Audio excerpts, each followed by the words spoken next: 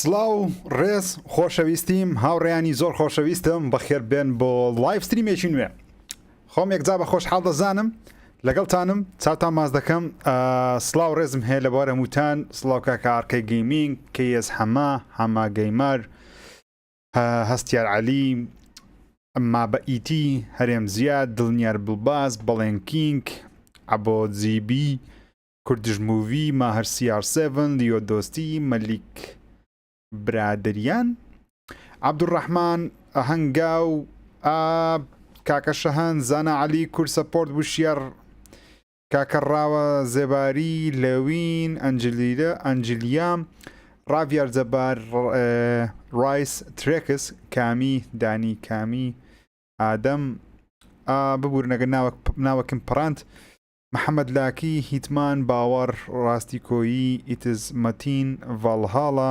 توانە کاکۆ سیە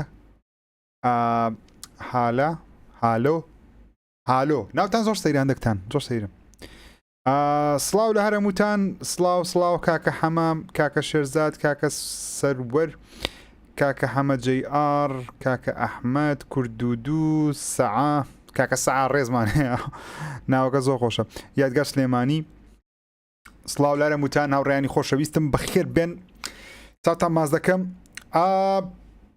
حەز دەکەم ئەوڕۆ فیفا 22 بە شێوەی لایف ستریم بکەین لەبەرەوەی ئێستا حالیان یاریەکە لەسەر گەیم پاس بەخۆڕای بەردەستە لە بەخۆتان توان داوڵند کارچەندە بەخۆڕای نییە لەبەرەوەی دەبی EA پلیت هەبی واتە دەبی گەیم پاس ئۆڵتیمەیتەکەت هەبی کە تۆزە گرانترە لە چاو گەیم پاسەکەتی بەڵام لە کوردستان هەمومان گەیم پاس ئۆڵتیمەیتەکە بەکاردێنین سەو لە بە هەمومان بەردەستە و کەسانێکی ئێکسبۆکسیان هەیە چ ئێکسبۆکس وانت هەیە چ ئێکسبۆکس سیریەس هەیە لە بۆتان بەردەستە چاوتان ماز دەکەم خۆشم دەبن سڵاو ڕێز و خۆشەویستیم بۆ وەرەموتان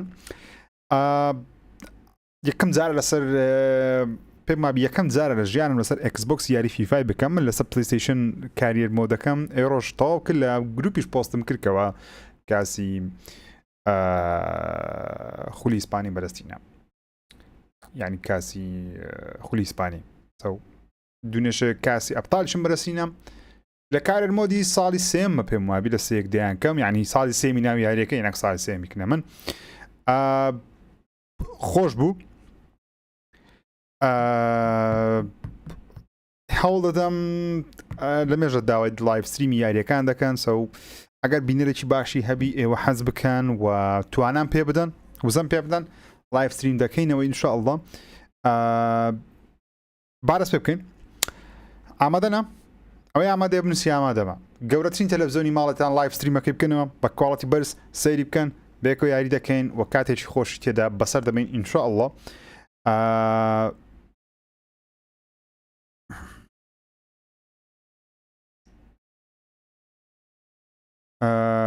ئامادەنە یاڵڵا با بڕۆین ئۆکەی ئاوڕێیانی خۆشەویستم مانەجەرمان هەیە کاریەرمان هەیە و مانەجەرمان هەیە پلێرمان هەیە من زیاتر حەز دەکەم بە مانەجەر یاری بکەم خۆشتریشتی دروستکردنی کاراکتەرەکەی بەلای من کە زۆرم حەز دەیە کاراکتەرەکە دروست بکەم هەموو جارێ بەو کاراکتەری دەست پێ دەکەم بەڵام ئەوڕۆ بەوی دەست پێ دەکەم بە دەستکاری دوومچوی دەکەم زۆر هەوڵ دەم شتێکی جوین لە بۆ دابنێم سەرەتا با ناوی لێ بنێن ناوی لێ دەنێن ژیر ئۆکەی here we go مانێجەر تەواوە وڵاتەکەش بکەینە بێگومان چه زانی دەکەمە چێندەر لە کۆمنتی بنووسی ئەوەی دەزانی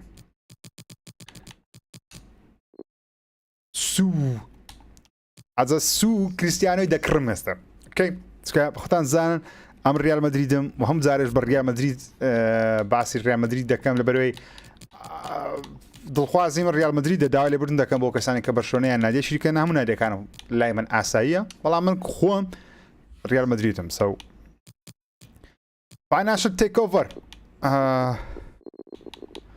بێگومان پارەمان پێویستە و هەمومان دەوێ 5 منت بیبا جۆب ئۆنتەرویومان با هەر هەبی ئینەیبڵ تەواوە موشت ئۆکەی با بڕۆینە پێش بەخێرهاتنی هەرەموتان دەکەم خوێنت سپیە بژی ریال چاوتان ماز دەکەم وەکوتم بەشانشم خۆش دەیە بەڵام لە منداڵیەوە یان ریال مەدریدی مەسە و ناتان برێم ریال مەدرید نیمە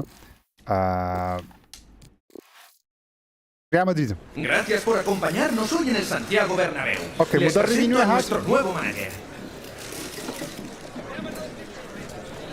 مدربی نوێ هات ئەو مانەجەر ئەلو ناوی من نانووسێ هەم جارە حەز دەکەم ناوی من بنووسێ بەڵام ناوم نانووسێ ئەو شتانە بکەین نامانێ یەکتر بچینە سەر تەرتیباتەکەی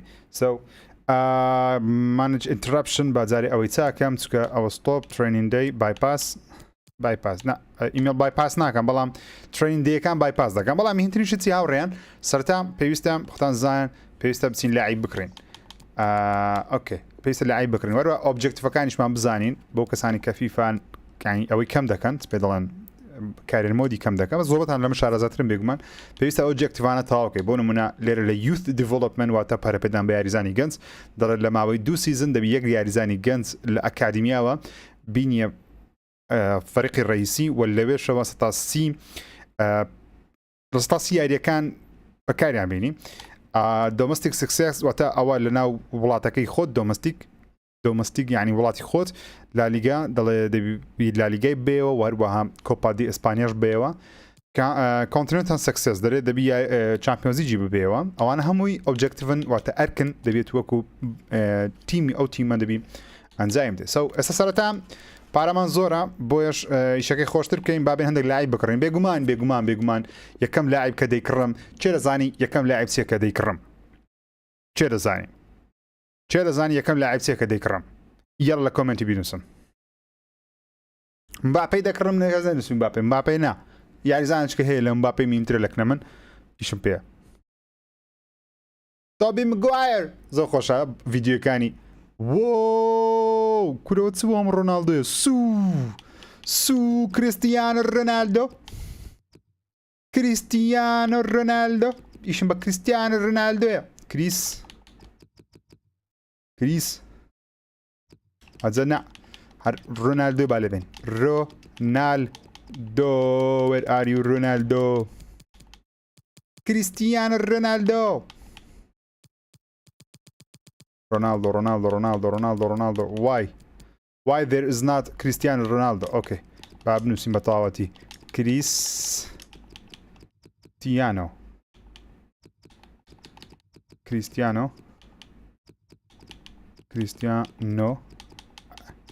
تەوانی 36 ساڵە با بچین جارێ یەکەم شت کریستیانۆی بکڕین یەکەم شتمان کڕینی کریستیانۆیە بێگومان لەبەرەوەی کریستیان ڕۆناڵدۆ my favorite player of the world okay دڵخواستترین یاریزانمە لە مێژوورە بەس تەماشاکەن چەندی پارە پێدەدەم و چەندیشی دەدەمێ ئۆکەی لەکنە من زۆر گرنگە کریستیان ڕۆناڵدۆ هەمبی لە فەریقم یەکسەریش دەیکەمە کاپتن کاکە عەبدوڕەحمان عومەر مۆدەر بەخێر بێی هەمووتان بەخێر بێن کەریم بزیمەش یاری پێ دەکەم لەو کەسانی نیمەکەوە کەریم بزیمێ بفرۆشم بەڵام بزانم کودەی وەزاکە جارێ ترانسفەر فی بەخۆی بە 53 ملیۆنیا ئەمە یەکسەر هەفتای دەدەینێ بێ ئەو خواحافیز و تاوادێ ئۆکەی یەکسەر بابرن کاکە هیچمانەیە کریستیانۆ نەگۆشیێت با قسە لەگە کریستیانۆی بکەین زین چەندی پێویستە عقدەچی کوی دەوێتن دەڵێ ڕۆڵەکە چییە کروشڵ یعنی لە هەر هەموو ڕۆڵەکان گرنگێت هەموو یاریەک ئەساس گەمەی دەکەی کاک کریستیان ڕۆناڵدۆ ئۆکەی کریستیانۆ ئەیجنتەکەی دەڵێ 2 ساڵ باشە نەو 2 ساڵ کەمە حەز دەکەم 5 ساڵێک نەمبی 5 ساڵ بەڵام نازانم هەدەری 2 ساڵ ئۆکەی 3 ساڵ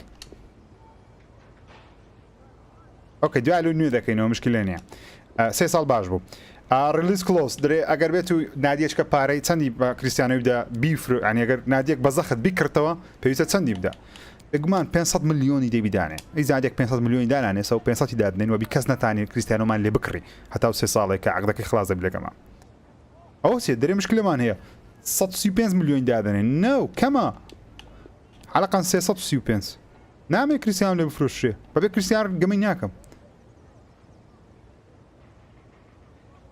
کاکە باشە وڵی کەمیشە بەزراوە بیکەنە 235 زانستەرێن کەماومێن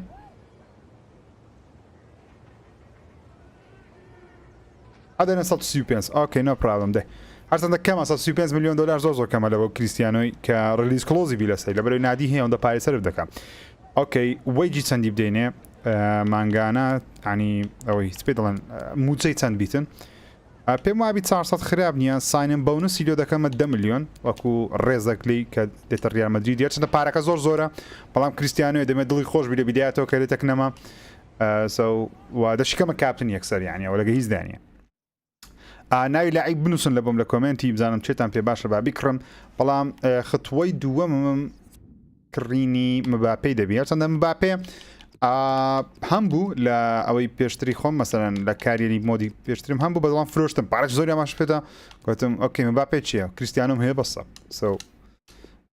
هەرچەندە مباپێ زۆر گرانە بەڕاستی یعنی نازانم داوای چەند دەکەن تەمشای سەریشمە نەکردی بە قورآن ئۆکێ کلیان مباپێ 228 میلیۆن گات دێمەتە کریستیانە بە 50ەوە 228 میلیۆن وات گەرە زۆرە ئۆکەی 228 میلیۆن دەبیزانی چەند دانێنەما 200 باچلی بدەمێ بزانستەرێ ئەستا نەری 300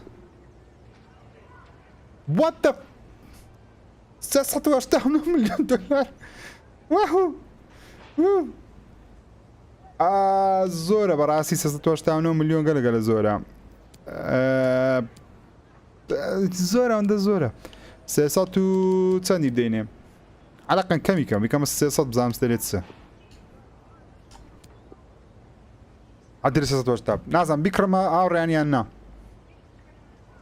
هالاند ئۆکێ هالاندیش دەکڕن 300 میلیۆن باشە نازم زۆرە کەمە بیکڕم بە بەو پارەی 389 میلیۆندا پێکووە بەرەنگجیان بەخێر بێ نا مەیکڕە بیکڕە نا وڵای نا زیاترە ئۆکێ جارێ نایکڕین دوای دەیکڕین عنی بەڕگەمەی دەکەین دوای دەیکڕینەوە چکە زۆرە ئەم پارەیان پێ زۆر پێ زۆرە بەڕاستی 389 میلیۆن گانی پارەش خیاڵی بەڕاستی هاوڕیان زۆبەتان نووسیبووتان هالاندی بکڕم بزای هالاند بە چەندێ هالاند کو دەنووسرێوجە بزانم بە دوو ئێوە نییە ها ئەوتە ئێریک هالاند ئێریکەوە نییە ئێرلین هالاند ئۆکێ ئەو دەیویست ئەو باشترە سەری کاکە ئەو سەری زۆر باشترە مباپێ زۆر گرانە نازم من لە پلیستیشنی کە یاریەکەم دەکرد ماوەکانیت کە ئەو پارەیان داوا نەکرد کڕیم بزان بە 200 بە 300م کڕی 290 بووشتە چوا بوو نازم ئێستا سیمیلیشنەکە گۆڕدرایان چیە لۆ زۆها زۆرە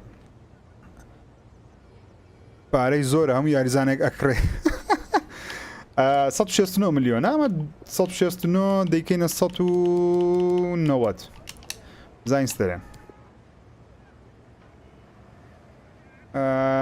سێڵەن کلۆس 269 میلیۆن وات دا هێڵ گەلە زۆرە پارەیە بەس پێویستم پێ بەڕاستی چکە بەتەنە کریستیانۆ نابی مشکلە نیە هالاندی دەکڕم جارێ بزانین کاک هالاند ئەوەی چەندی دەوێتن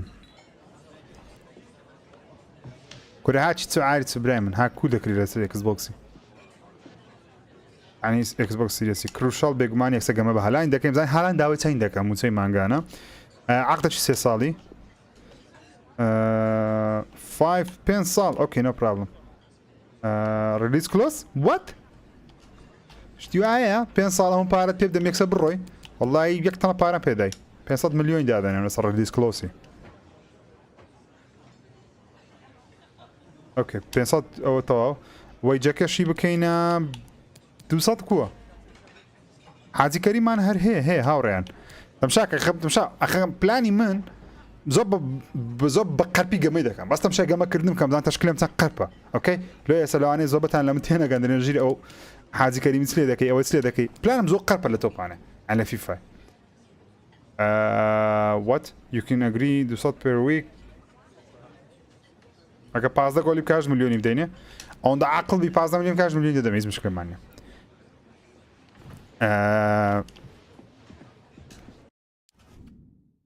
جارێ بەستم شای تەشکیلێمام بکەینەوە ئەوڕیانی خۆشەویستم جارێ بزانین کووە چکەم بۆ تەشکیلێ گەمەی ناکەم بەڕاستی ئەمن بەو تەشکیلێ گەمەی دەکەم ئەو جا ها ئۆکەی جارێ حازێت وەرێرە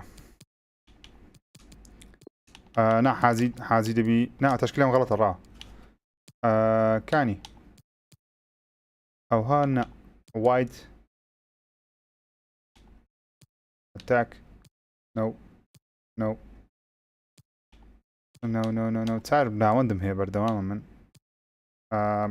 holding بە دوو هجومی گەمە پێ ناکرێت قەت لێش پێم وابی ئەو هەگەمەی دەکەم هەموو جارێ ئۆکەی حاجی با لێرەبی کاسیمیرۆ تلۆ لەوێندەری برای من کاسیمیرۆ جارێ کاسیمیرۆ وەرەجێ ئەلەبای ئەلە با برای من وەرەجارە دانیشات و بێزەحمەت ڤاسکوێس جارێ ڕاوەستە وەرە کاک هالان لە جێی باجێ دەبێت تێکوانە زانام جێی غەڵەتە چا دەکەم ئێستا ئۆکەی شۆژ مەبن جارێ با من کاپنی خۆم بینم کریستیانە ڕۆنالدۆ کەی کریستیان ڕۆنالدۆ هەمووی دەرێن مەگواری بکڕە مەگوار تۆبی مەگوار لۆ عەستانە تۆب مەگواریە بەس بزانم وای کاک هالاند دەزانم ئەتو زۆر حەز لە مهاجمیە بەڵام جارێ ئیشەکە ها نابێ ئۆکەی ڤالڤێردی جێت خراپ نییە جارێ شێچ کاتی بەڵام پێویستە دەستکارێکیش لێ بکەم ئۆکەی ڕاستە ئەو هەزار وەرە چون بە هەزاردی زۆر هەزار تا ڕێیان نازانم گەمە تا پێکردیانە بەڵام هەزار لەو تاکەی زۆر زۆر ئیسفادە لێ دەکەم من ینی بەو تەشکیلێ هەزار لەو تەشکیلی دەرەجەیەکە هەرچەندە لێرە لەگەڵ ئێرەش جێی هەلاندیش دەرەجەیەکە ینی دەرەجەیەکە هەزار کروس لێکوانە دەرەجەیەکە ئێرە دەی بکەینە مۆدریچ ڤالڤێردی وەرەجێی هالاندی هەرچەندە هالاندیش لێگەمەی پێ ناکرێم بەێ هالاند ئێستیە ئێستی دەبینە ناوەڕاست ئۆکەی باشە هالاند خۆی ئێرێ هالاند بەزەم لێرەگەمەی پێ ناکەم جارێ هازار بەرەوە ئەو بەرەی برای من ڤالڤێردیش با لە جێی خۆی بەعیبی نییە وەز مشکلی جێی ڤالڤێردیم هەیە لەگەڵ هالاندی ئەو دوۆش عیلاج دەکەین سەبر جارێ ئەتەمشە تاکتیک باڵانس گەمەی دەکەن بەڵام لە ئۆفنسی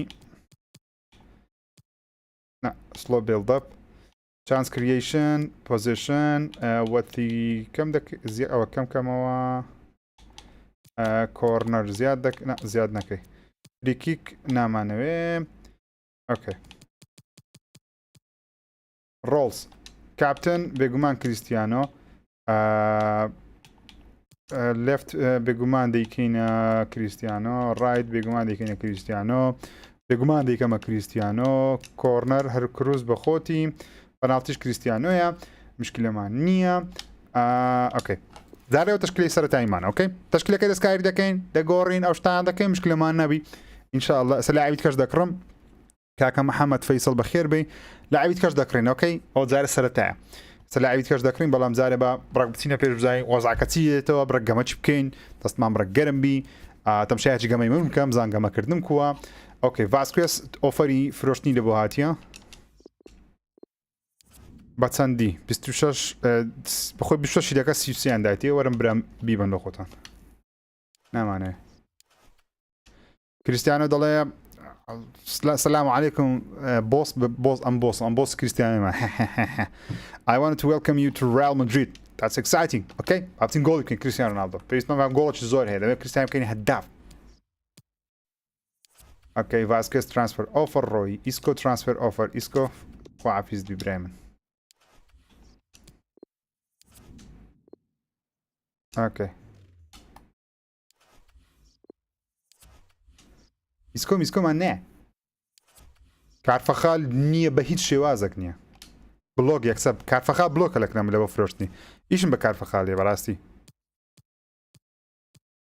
بڕۆ دەی هەمووی سکیپ کاتن هەتا وەختی ئەوەی کەمانە ڤالڤێردیش بلۆکە بە هەموو نەوەک بە شۆنە دەوێ ڤالڤێردی لەم بە هاوڕێن وات بە شۆنە دەوێ ڤالڤێردی لەم بە ئیسکۆ سۆڵ بە 35 ڤاسکێت سۆڵ ئۆکێ و لایوانەمان ناوێ ئەمن گەمە بەوانە ناکەم نازانم گەمیان پێ بکەم لێ نامەوێ ڕێی تەشکیلی هیچکەم هەیە تۆزە گەمەی بکەم لۆتان بەدیا دەکەی زیاتر حەزمە چییە لۆنی کەین بە 8 ملیۆنی نەو نامانەوێ مارسلۆ ترانسفەر ئۆفەر مارسلۆش بە هیچ شێوازێک لە بۆ فرۆشتن نییە گەمەش پێ نەکەم نایفرۆشم I have to ئۆکەی نامانەیە با بڕۆ ڕاید وینگەرت بەقوت بکەم ڕاید وینگەری بەقوت دەکەم بەڵام چێ دانێمە شوێنێ یعنی بنووسنەوە ئەسنسیۆش دەخەمە شوێنی ڤالڤێردی بەڵام تۆزە کاتم پێ بدەن یعنی دەمێ گەمە چی بکەم تۆزێک تشکیلەکە بێتەوە مێشکم بە تەواوەتی دەیبینن سەبر دەیبینن ئۆکەی love you too man thank you گەمە یەکەمان ناوڕێنی خۆشەویست کۆنفرانس و مەفرانس دەکنە من نییە یەکسەر گەمەکردن دەکنە من هەیە ئۆکەی بازاری ئەمن تەمشایەکی ئەکسپکتیشنەکان بکەین ئۆکەی دەرێت سێ لاعبی مهمترین شت چییە دەرێت سێ لاعبی بکڕە و پرۆفێتی یاتە بودجەی 147 میلیۆن دلارش لە کاتی فرشتنی شێرتی یاریزانەکان بەرز بینە ئەمن دوو لاعبمان کڕیە کە زۆر باشە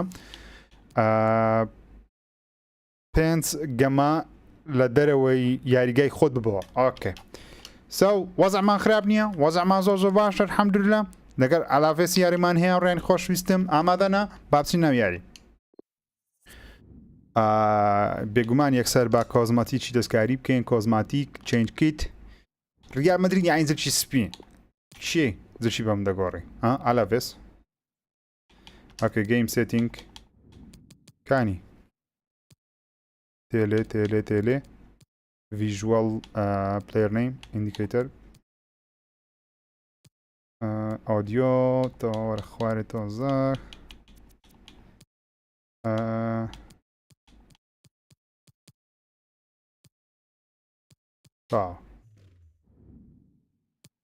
بەس ئەوە مشکلە بوو بەکەین 4 دقە دەمێت بەک سەریع بڕۆگەمەکان ئەوە خاو بیتن لایڤ ڕۆژ ناکەمەوە خەمتان نەبی هاوڕێ خۆشەویستم اوكي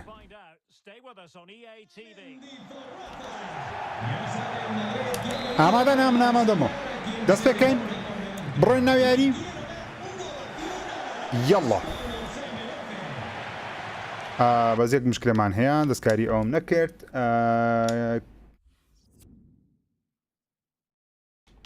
کانی ئەو شتە ئەوە لەسەر شاشەکەی دەنووسرێ ئەوەی بکەینە ئەڵترنەیت پاوەرەکە دەنووسرێ پاوەرەکەی کولادەم هەلە بیر دەکەم ئۆتۆ کلێرەنس no controller setting basic control game setting کامێرا visual کو دەگوژێتەوە هاوڕێیان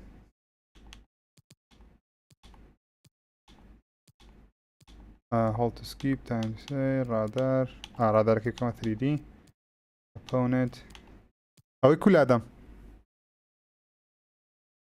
لێرە نییە لە بەشی یەکەمە ئۆکەی لێرە ئۆکەی بە سێتینگە ترینینگ ئۆکەی ترینینگەکە هەوە ترینینگ FIFA trainer هاي thank you man thank you کاک مازنیت زۆر سپاس هەلا نەکەت ئۆکەی مشکلە نییە چای دەکەین تارە بڕگەمی بکەم ڕێک دەستم ببتەوە بەدەست چێکس باکسیت ناخۆشە خۆشە خۆشترین دەستکە لە عالم بەس ئەو لە فیفای لۆ من زعاجە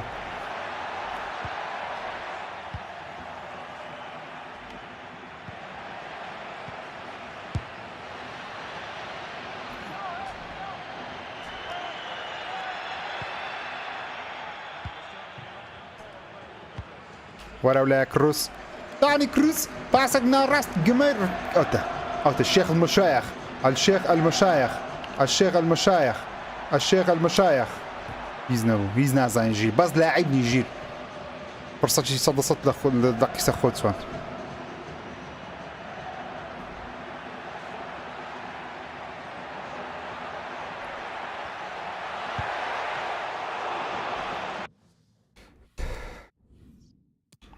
والله هایدیشە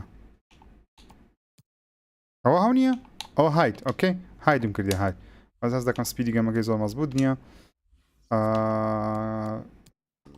کامێرا ڤیژوال ئۆدیۆ مێنیو میوزیک با نەبی بەس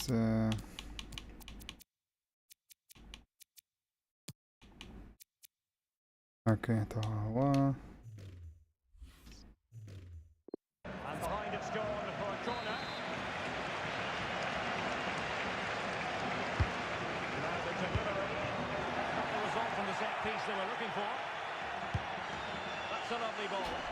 اوكي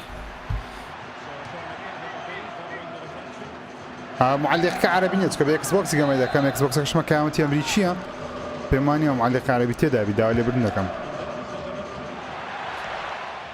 كمان فالفيردي ورا كريستيانو ورا بيت جول ناكم كروس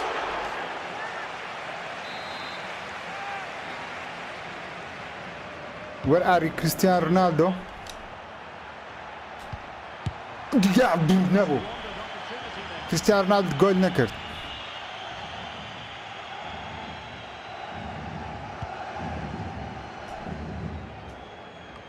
كار فخال هالاند جوانا جوانا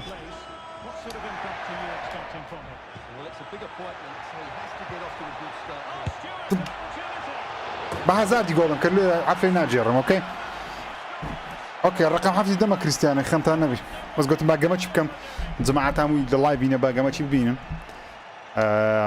جول كمان كرا رين خوش فيستم با هازاردي زو مهمنيه لبري بكريستيانو جول من كريا تابع كريستيانو جول كم نعلم جول كي كريستيانو جول كدرم جول اي كيف شيء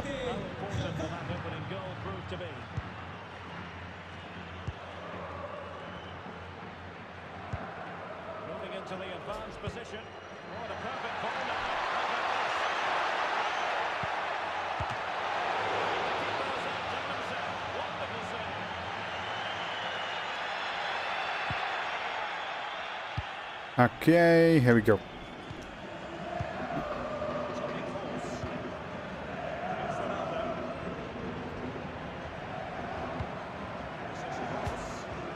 كريستيانو رونالدو ميليتاو لو كاسميرو باس دا ميليتاو باسك كوكتو دا كاسميرو تكون زي توب سليكا كاسميرو بيتناون ديمان مش ناون شي بحساب كتاب مودريتش لبو فالفيردي على اندر بمدي نادمه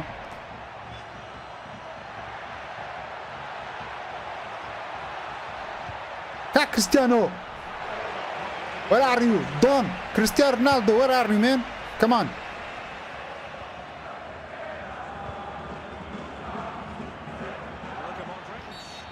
فاول ليدام حكم ليدام كارت دي حكم ليدام كارت نايدي حكم برشلونة يا ريان اوكي كريستيانو دبي جول كين يا ريان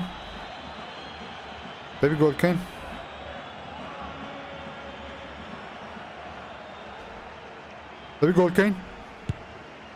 اوه نيزيكو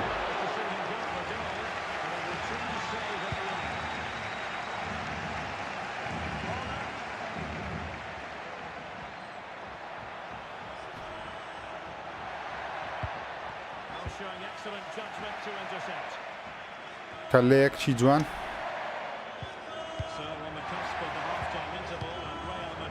باسش جوان و كاسميروي لبور لوكا مودريجي دوباره بديو كاسميروي باسك واغريوا بيدا ميليتاو مودريجي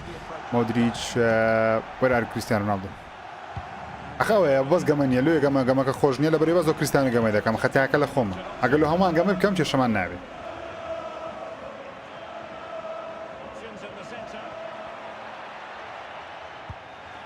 اوكي شو دي كم تو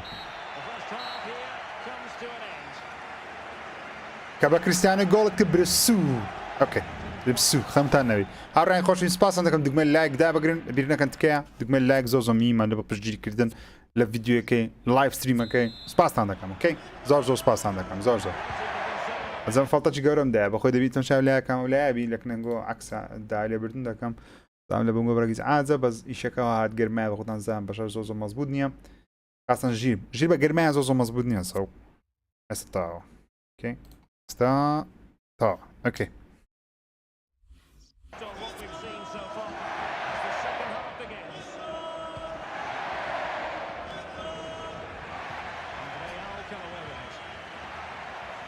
ورا بقى اتاكينج يلا جماعة هجوم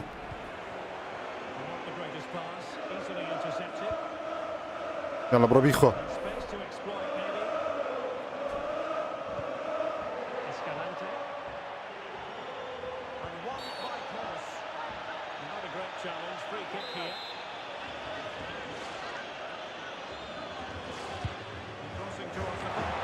هاي داوە شێ کوڕم چ گۆڵ نەکرد بەس داعیبنی ئۆکێ ئەوڕێیان ئەو جارە دەبی گۆڵ بی ئینشاءالله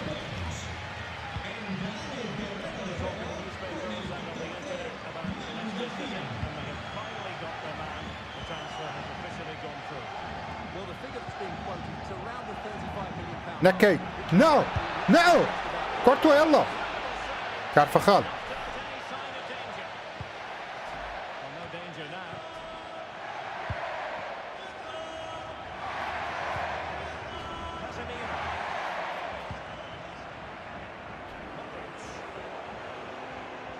يلا هالاند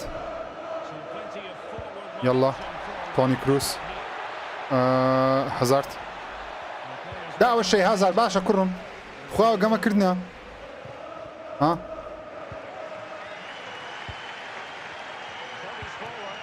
نأ إدد لو برايم لو كريستيانو دفاع تانو دكا كريستيانو قشتي واتاني تيانجو ها جماعة دفاعي معقولة كريستيانو دون أو ناس دار بيد نو اوكي توني كروز كامافينجا زارنا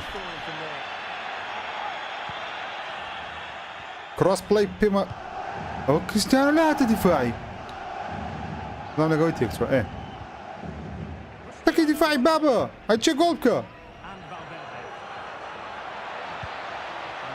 اشتك تانية اذا اشتك تانية كريستيانو لا دفاعي تينا واي چه قلت توار الدفاعي يعني انستراكشن شنو دايتو كريستيانو stay central stay اوكي راستا تكتاني بخوي او هيت تاني بس ليراش ترينرم داخستيا هبشان دادا اوكي ترينرم داخستيا بس هبشان دادا بما سر جيمي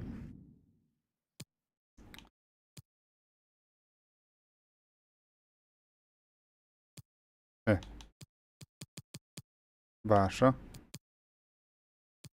تايم سكور تواوا رادار 3D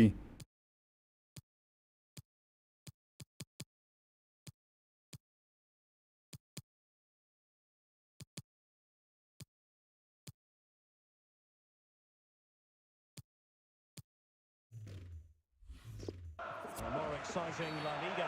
Bad challenge. Now it's up to the referee in terms of what to do next. And the yellow card, it's going to be Stuart. Yeah, the referee got that right. It's a yellow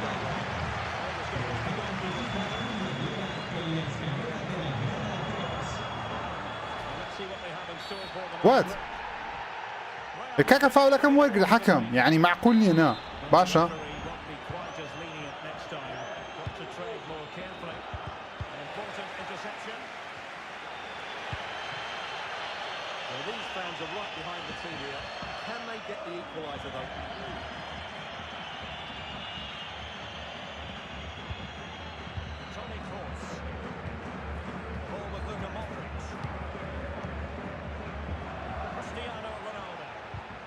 الله روي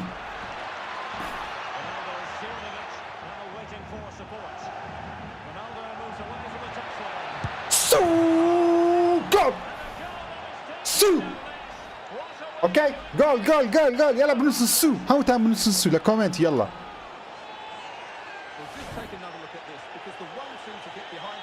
ماما حما بخير بي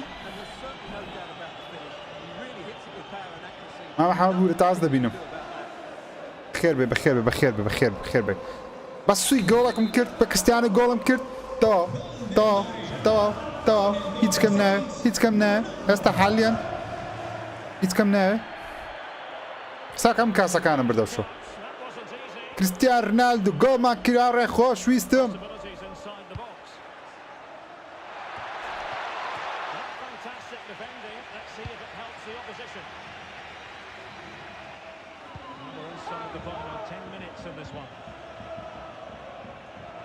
يلا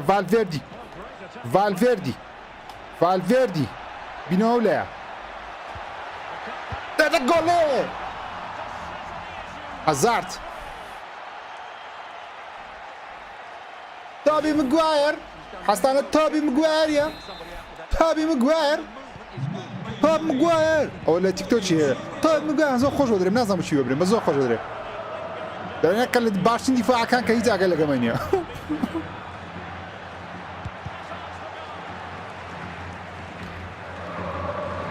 پاشار بەخۆی کریستیان رۆنالدۆ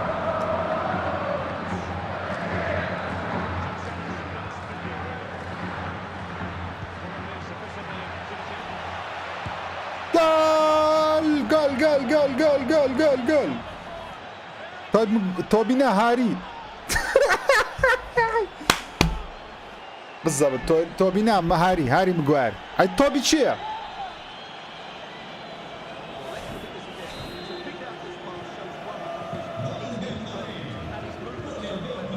نازانم بە چ گەمەی دەکەم وەڵا پێم وابی ئەستا دەیگۆڕن قۆرسری دەکەین بڕێک نازانم بە چ گەمەی دەکەم وەڵا هەر نێکستم لێدا گوت مەس بچمە ناو گەمەی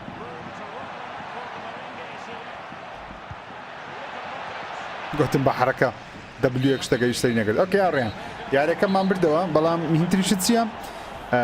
کاکە هاری نەک تۆبی ئۆکێ تۆبی چییە؟ ئۆکەی تۆبی چییە؟ هەندێک تۆبی ماگواير خۆی هاری ماگواير ئای ماگواير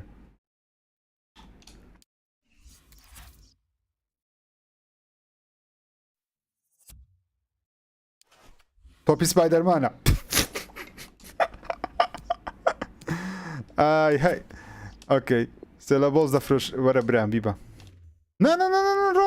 ڕ تۆنی کروز لە فرۆشتن نییە بە هیچ شێوازێک بلۆک تۆنی کروزی نافرۆشنم هاوڕێن خۆشویستم ئۆکەی تو باشە عیبت نییە برای من کەمەی بکە لە خۆت دای پارە پێیاکە ئەوم پارەت دەمێ ملی تاو لۆ فرۆشتن نییە ئەوڕیان بین لای بچکە بکڕین بەزێک دەقە گۆتان یاریەکە باتەمشایە چکەم نازانم وەڵڵاهی بەخۆم بە وەرد کلاسی گەمەی دەکەم عادەتەن پرۆفێشناڵ وەرد کلاس ئۆکێ سیم یوزەر سیم کامێرە تەواوە ڤیژوەڵە جارە هەموو شتێک مەزبوطە پێم وابی بەس گەیم سپیدە چییە گەیم سپید؟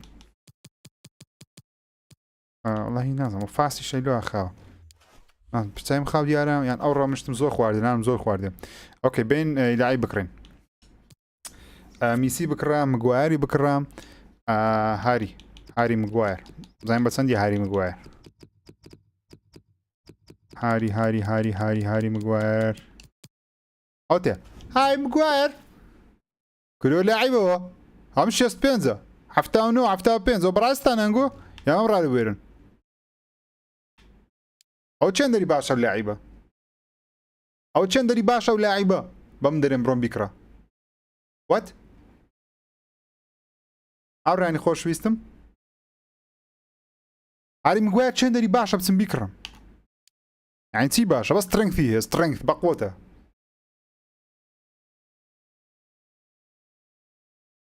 دەگەی لەم دەدەنگۆ زۆر عیبە لۆتان زۆر عیبە لە بۆتان دەگەیتانێت لە مندا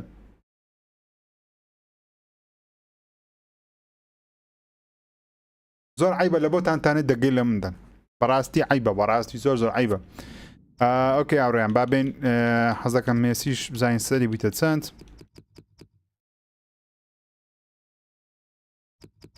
مۆستەکەم من زای میسی سەری چەندە 82 میلیۆن پێمان دەکرد ڕێ خراپ نییە زاین بیکڕین ئۆکەی بەدەیمەوە کردن توش مباپێ بەس مباپێ سەری زۆر بەڕاستی لێژ ئەو سەرەی پێ نادەم حەزشم لێ بیکڕم وەڵڵا 82 میلیۆن دەکرێ ئەمە 90 دەینێ بێ ئەو لاو لە ماندیم مەکە زانین چێ 90 میلیۆنم هەیە وات تۆنی کروشت دەمێت شراف بابەت تەمش خۆت پێت شتی وایە ها لە چ قانونە شتی وایە لە چێن دەچە مەریخی 97 دەمێت زۆی مەریتەوە بەسە 127 میلیۆن زۆریان کەم هاوڕێیان بیکڕمیان نەیکڕم بە 127 میلیۆنی میسی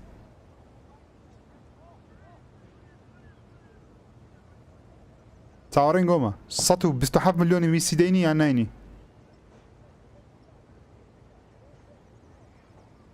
بدە چ بدەم ماما ئەدەرێ بدە ئەخەت چ بدە بە پارە نییە کڕیم تاوا دەی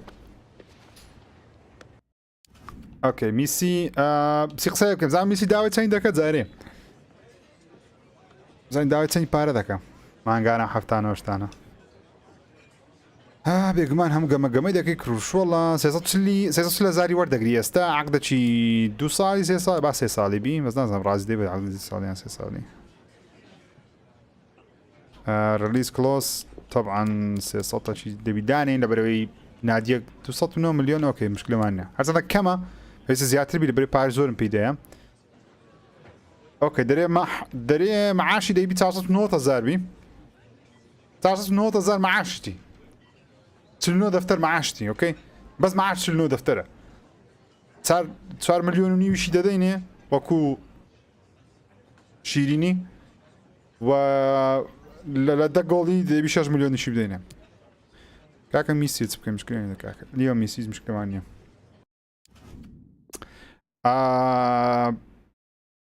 مەبا پێش دەبێ مەبا پێش بینم بەڕاستی حەز دەکەم وعدم داوە لە بدایەتی لایڤەکەی کە بابێ بکڕین بەس بزانین سەری ویتە چەند ئێستا زانین چییە 300 یەکسەر دەدەمێ بزانم ستەرێ بزانم ستەر یەکسەر 380 هەدەرێن 380 مەرەخیان 380 نوێ زانین ئەوانە بیکڕم 389 ملیۆن ستەرێن ئەنگۆ هاوڕێیان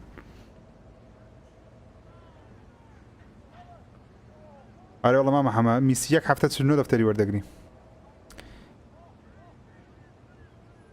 نو بە 300 نامەکڕە ڕقەمبی ڕۆژگۆ بکڕە بیکڕە مەیکڕە بیکڕە گەنجە بە قوتریش ئەبێ تا مامە حەمە دەری بیکڕە تا دەیکڕین ئەکەی دەیکڕین تا پارە دێتەوە جێ خۆی مشکلمان نییە پارە دێنینەوە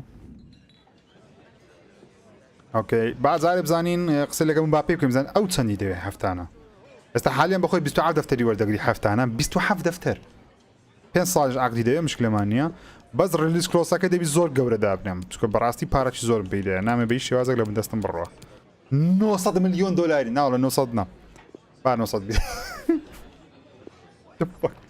900 ملیۆن دلار ئەوان دەنێن 600 ئۆکەی نە پرابلم 600 زۆرە هیچ فەریقێک نییە 600 ملیۆن دلاری بم با پێیدا سالاری ئۆکەی معاشی دەوێتن هەفتانە بەخۆی چەندی وەردەگری 270 وەردەگریم 300 دەدەمێ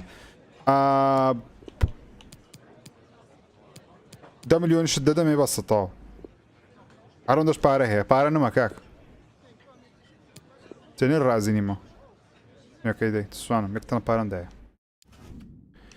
ئەو جا ها باشە بەس هاوڕێیانی خۆشەویستم شتێک هەیە سکوات بازارە بین دەستکارێکی لایبە شوێنی لایبەکانم بکەم تەشکلێکم تەواو یەکشتم تەواو یەکشت ئۆکێ ئێستا تەواوە زین لۆ لەبەرەوەی هجومان زۆرە ئێستا حالیان بۆ نمونە تۆنی کروس وەرە جێی کاسمی ڕۆی هالاند هاتە چێندەر هالاند بێتە ئێرانە کاسمی ڕۆ بێتە جێی مۆدریجی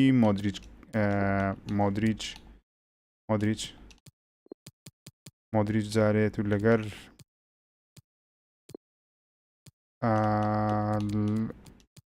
ڕۆدریگۆ وەرە جێی کە هات لایبە نوێیەکانمان هاتن ئۆکەی مباپێ وەرە مێسیش بینمە شوێنی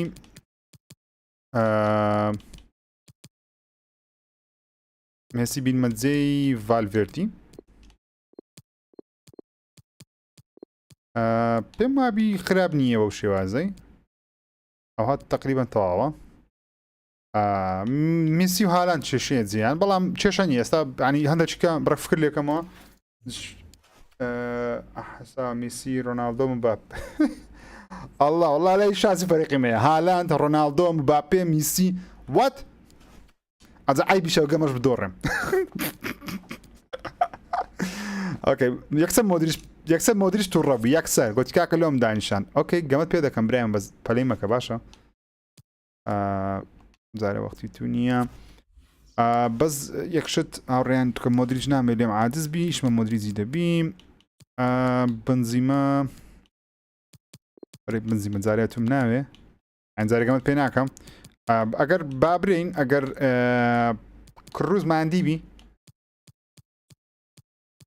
لەگەر کاک مۆدریجی شوێن دەگۆڕم ڕۆناڵدۆش لەگەر ئەسنسیۆی میسی لەگەر والڤێردی و میلیتاو لەگەر ئەلەبای ناتوانین ئەو زیاتر ناتوانێتەوە ئۆکێ مشکلەمان نییە بێن ڕقم هەفتی بدەمە کریستیانە هاوڕێن داوەتان کرد تازە کریستیانەی بکەینەوە ڕقم حەوت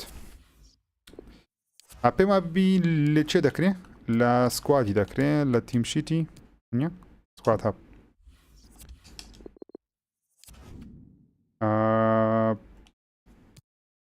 رۆنالدۆ دیڤڵند پلانەکەشی با لە بۆ دانێم ئیشی ڕۆناڵدۆی چێت تارگێتمانە تەبعاً و تیمشیت چێنج کیت نمبەر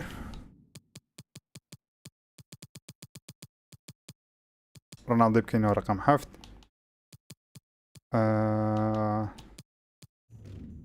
و پێش بکەینەوە ڕقم نۆ هەشت هەفت شەش پێنج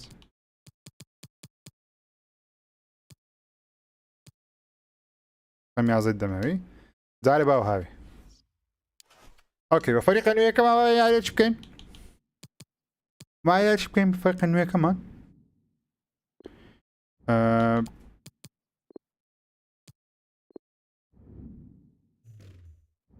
پلەی ماچ رۆدریگێز بکڕم کە بە قووەتەکە مامە وەرد کلاسە لە وەرد کلاسی زیاتر پێ ناکرێت بە قورعان دەبمە فیلم ئێستا حالێن دەبمە فیلم لەگە وەرد کلاسی دەبمە فیلمە تا گۆڵە شتێکم دەمرم بە قورعانی نازانمەوەندە مامە ئەمە دەرێک گەمەی لەگە بە قۆتام کە لەگەل لێجندری ئەوانە بکە برای من کاکە تو بە چای خۆت تەماشای دنیای مەکە برای عزیزم تو کابرایەکی یاریزانێکی پرۆفشنال لە ژیان ڕاستی لە فیفای ئەم وانیمە برای عزیزم ئەم لاعیبێکی خراپم تا ئازات منە دنیای فیفای ئەم دووسێ سارە گەنا پیسم دەکرد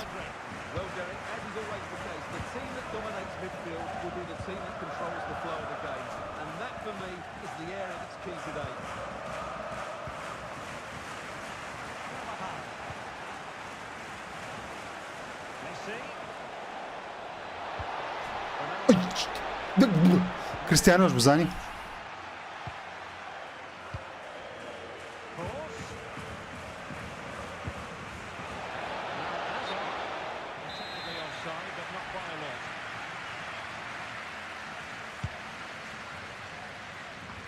کریستیانو چێن دەری برای من تەوزیعاتەکەم لێت دەوێ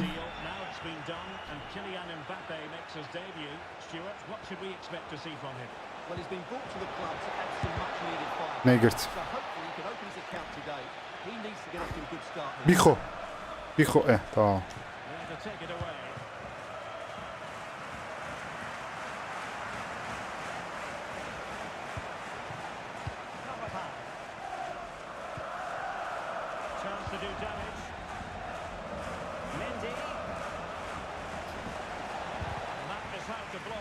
ئۆکێ ئەو جارە پلانەکەم هەیە پلانێک وەزێک دەقە بزانم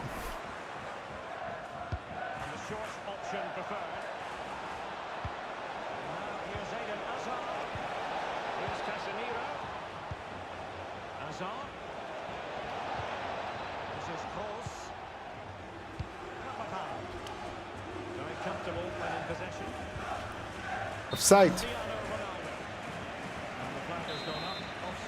دیرۆن لاعبەکی باشە لۆچ باشە یعنی دیرۆن پێمانە بتانین لاعیبت کە جارێ بکڕم شۆ لەبەرەوەی حالێم پڕ نمە پڕ خڵاص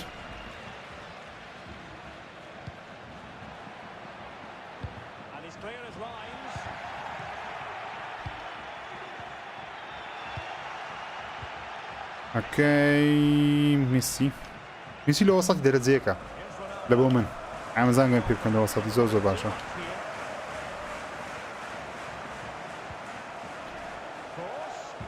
نا توخوا کرۆز مەقسەدمەوێ نەبوو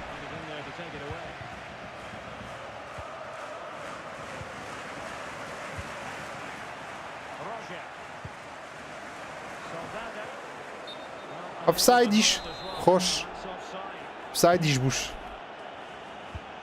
ئۆفسایدیش بووش Pass under no real pressure. Soldado.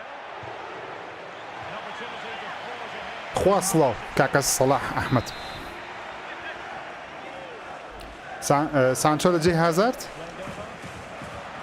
بەڕاست Too close to the goal. هازارم زۆر پێ باشە لێوێنەرە من ئەنکوە بخۆی ئەو یاری عادەتەن في مرتاح ياغن مثلا ثقت بەو لاعیبەیە لەو جێی ئەو گۆڵێکشم خوارد میسی پلەیسی هەیە یعنی چی میسی پلەیسی هەیە سپەی بەردەی میسیە گۆڵێکمان خوارد حیا شەڕەفمان لە عەلاقەی بوو لەگەر ئەو گۆڵێ ئەو چێت تخوا گەمەکردنە ژیر And they continue to advance. And a lot of options here. But it fizzles out thanks to that piece of defending. حكم حكم استفادة داته كل حكم لمري دي لما استفاد دي وان To end the attack. اي بتامي هكا زين Well, the hosts, as هم خشانات يا ابراهيم enjoyed the majority of possession, but their counter-attacking has been really good, particularly in the wide areas. It's been an excellent performance from them so far. Stewart, an opportunity. The keeper diving magnificently to make sure he got there.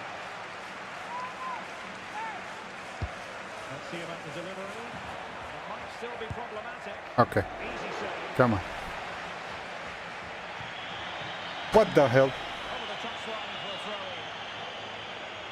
بتساوتسم قول لكم خويا ما قلت تسا قول ما كنت Nemanja Radoja. Rozier. And the flag does go up. Must have been tight. كمان يلا كروس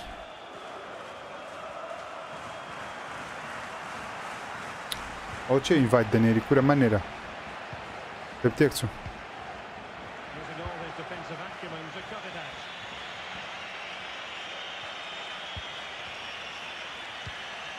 Hazard. من نرا برايمن Mendy. هذا مو شي فريند ما دعوة شي مندي كرم Lose control at the vital moment, and so a goal kick forthcoming. محمود فيصل بخير بي Radoja. مبابي هیچی نەکردی ئەو ڕۆ تا ئێستا میسی بڕگەمەی کردی بەس شتێکی جوان لێ نەدیتی تا ئێستا چەندە بەخۆشی ینی دەبی ئەم شتەکە جوانەکە بکەم بەس مەقسەد مەقسەی دەیانی وەکو معلقەکی یاریەکەی Trying to chisel a chance out of it. کەمان مشکلە نییە ئەو گەمە هەردەبەمەوە لەگە هیچ دانیە Corner. ئەو گەمەی هەردەبینەوە لەگە هیچ دانیە هەردەبینەوە And over it comes. کەمان یەکسەر ئەەکەم تاوکە ئەەکەم تاوکە چلو پێست لای دەیە ئەەکەم There's time to play it over. ئستا دەکە شانسیمە Defensively, ئەم گوت job. So the whistle then. کاکە بۆتان ئیسماعیل لە شەر باژێڕەوە بینەرە هاوڕای خۆش لە هەر شوێنێکی کوردستانی ناوی شوێنەکەم لەو بنووسن یەڵڵا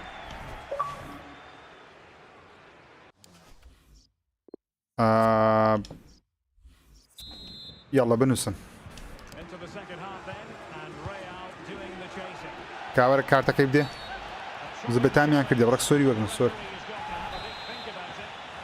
Well, he's had his name taken by the referee. Well, he knew he was going to get booked. It's a poor tackle, really. Messi. By the keeper, impressive.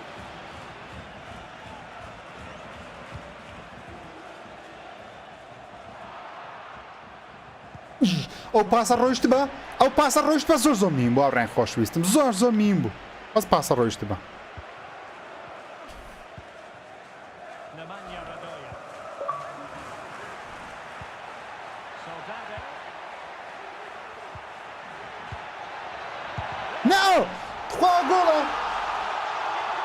وای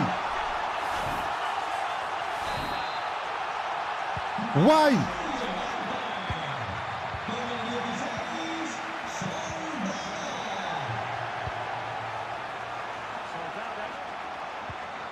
And here's Vukcevic. This looks interesting. زانیتی ئەوە بێتامی کرد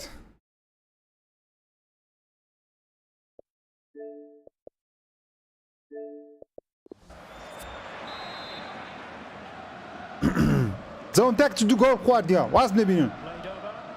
کەمان دەی یەکتان لایم کڕیە ئەوە گەمەتانە ها The big news confirmed. Manchester United have یاڵا کریستیانە بە خۆت دۆن بە خۆت دۆن بە خۆت دۆن بە خۆت دۆن بە خۆت سوو سوو سوو ئۆکەی سوو سوو دۆن بە خۆت Look at this again. There's باس دۆن بە خۆی کەسکە نا باس دۆن And there's certainly no doubt about the finish. باس دۆن Really hits it with power and accuracy. Nothing the keeper can do about it. باس دۆن باس دۆن کەسکە نا باس دۆن رۆنالدۆ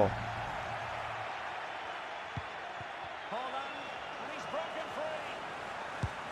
داوە شەک گوڕم ئەو پارەم لێ سەرف کردی ئەوش گۆڵەکەتە You'll certainly be disappointed with that. That was a poor effort.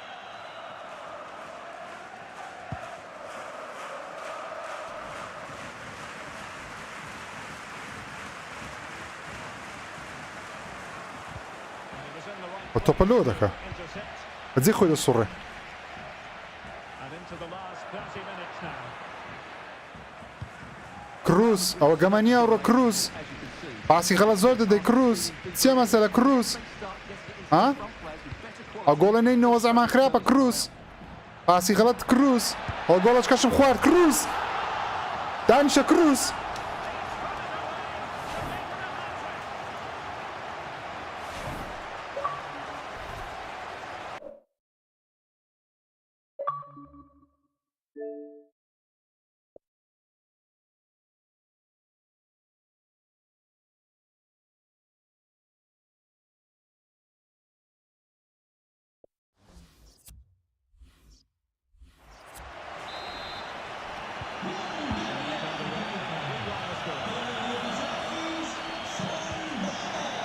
He's enjoying space.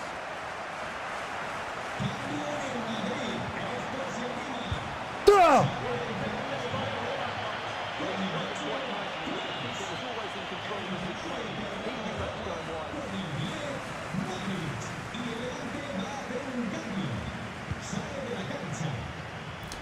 سێ گۆل ما خواردیە و ڕۆ La Liga action for you to look forward to here on EA TV. Bonanza against Real Sociedad.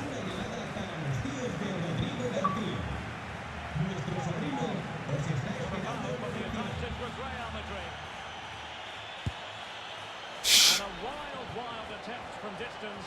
Not one for the highlight reel. یەک پار ئەرێ وەڵا قسەکەت تەواو ساند یەک تەنە پارە سەر کردی لە بەرامبەر لیڤانتی بدۆڕێم نا لاس دەکەم زان مشکلەکەم چییە Back to hand out the yellow card in that fashion. ئەو لاعیبانێن بڕک لێدانیان دێ لێداناوڕۆ In this game, خاصە تۆنی کروس بەس پاسی غەڵەت دەدەلێم Roger. Oh, the threat is there. And he read that brilliantly at the back.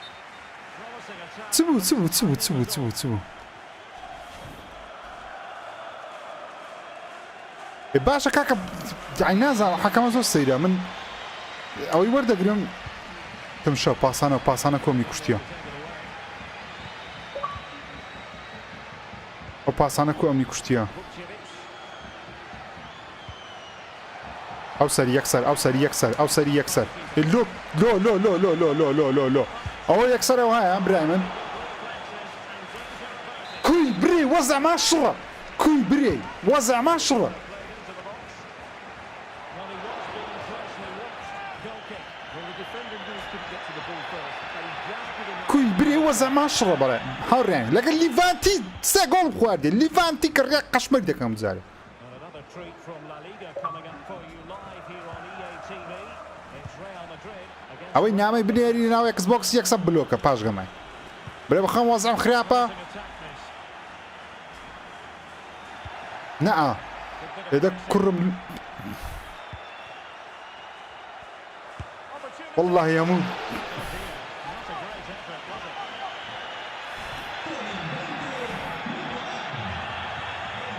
گەڕ کاکە دەگەمە بکەن دەگەمە بکەن برای من دەگەمە بکەن دەگەمە بکەن دەبڕۆنە پێش دەی کریستیانۆ هاتە ناوەڕاست ناوەڕاست بەستە تۆپی بدەنێ لە بەس بینە پێشەن گۆم دێمە ناوەڕاست کاکە من مشکلەمان نییە ئەمشە کریستیان هاتوولۆ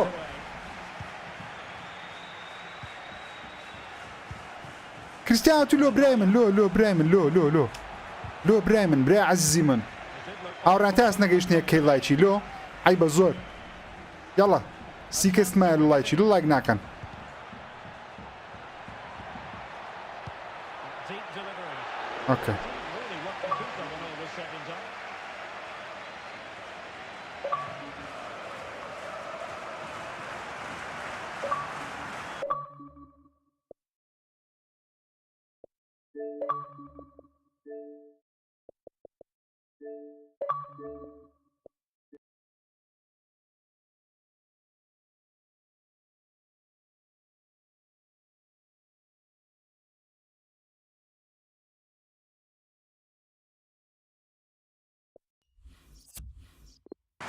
Well, nearing the end of this game, Stuart, and not going to plan at all for Real Madrid, is it? Well, they've been second best, that's for sure. And the main problem has been in midfield, where they've been overrun at times. They just haven't been able to get enough possession. It's not been a good performance today.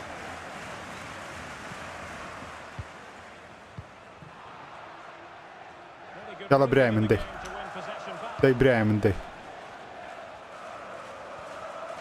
Making progress.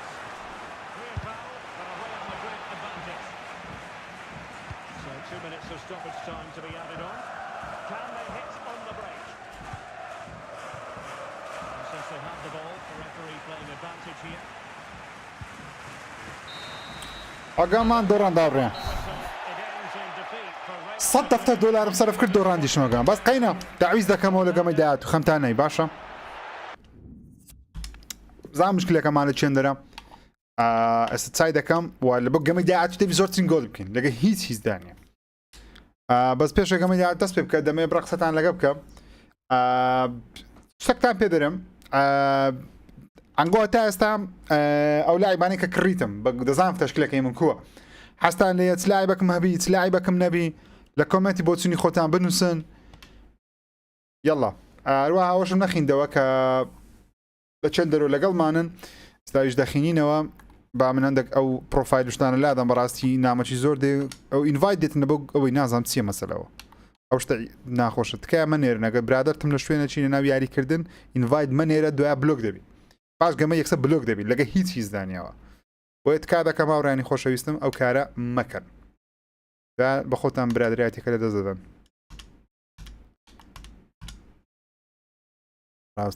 پرۆفایلان لادەم ئۆکەی لە شەقڵاوە لە گەرمانن لە پیرەمەگرون لە میلانۆ لە هەولێر لە گەرمیان لە بەریتانیاوە لە ئەمریکاوە سڵاو لە سلێمانی هەولێر یوکەی شەقڵاوە ویلایەتی کەس نەزان ئاکرێ هەولێر گەرمیان شەقڵاوە قوشتەپە ژیرگ بەس گەمەی نازانی ئەرێوەڵا سوسوسو تەواو گەیشتنەوە جێخۆمان ئەوکەی هاوڕیانی خۆشەویستم بێمە سەر فیفای ئاوڕیانی خۆشەویستم پێتان وایە دەستکاری چ بکەم باشە هاوکاریەکەم بکەن پێتان وایە چێ بەمە جێی چێ دەشکلێ من داندیتیە بەگشتی پێتان کووە چێ بینمە شوێنی چییە پێم وابی بێڵی بینمە جێی ڤالڤێردی ونیە خراپ نییە بێڵ ئیشم پێدەبی لە بۆ ئینتلاقەچی لە بۆ یەک دوو گەمەی زۆر ناوێت لە بۆ یەک دوو گەمەی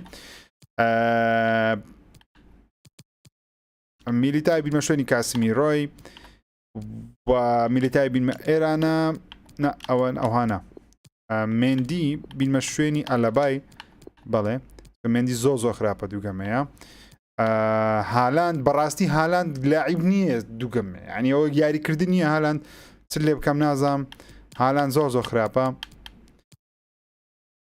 پێدری بینە بیکە 4 هاوڕێم ناتوانم 4 یاری بکەم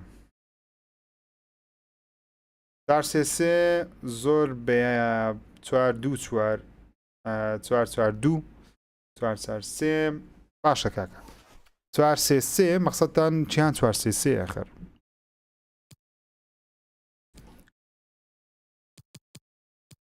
مەقسەدتان 4 ئەوەیە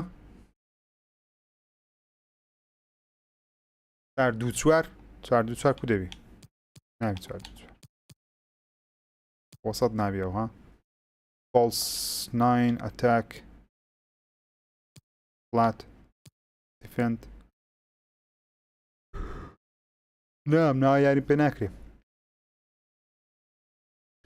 ئەوە یاری پێ ناکرێ من خۆم دەناسم ئەوە یاری پێ دەکرێ بەس 4-5-1 ئەم بەس بە 4-5 گەمەی دەکەم 3-5 لۆ چییە 3-5 ژیشتان پێ چییە ژی لۆنی دەرناچیوە ئەوەیە کەچ کەس نردی وچی وتم ئەوەی بنێری لە کاتی یاریکردن یەکسەر بلۆکە بە داوای لێبردنەوە بەس پێم وتم مەینێرن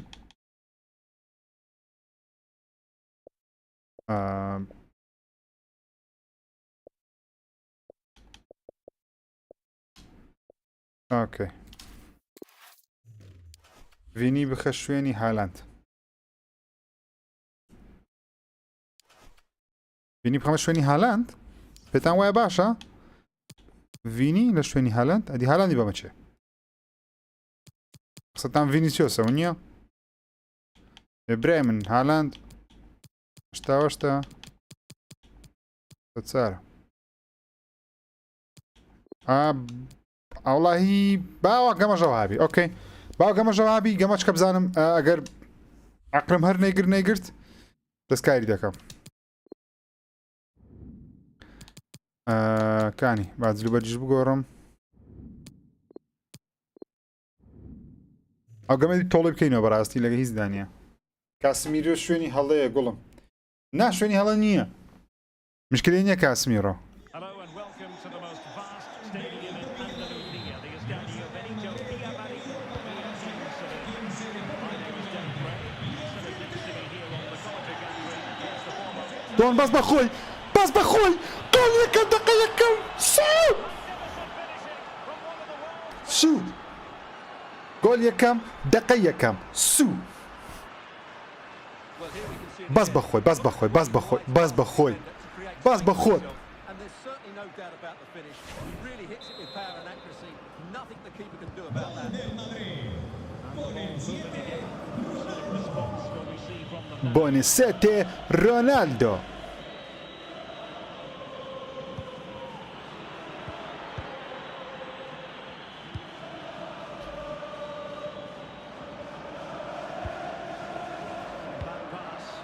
نەکەی نەکەی بەس بەخۆت کۆرتووە ئەلەبا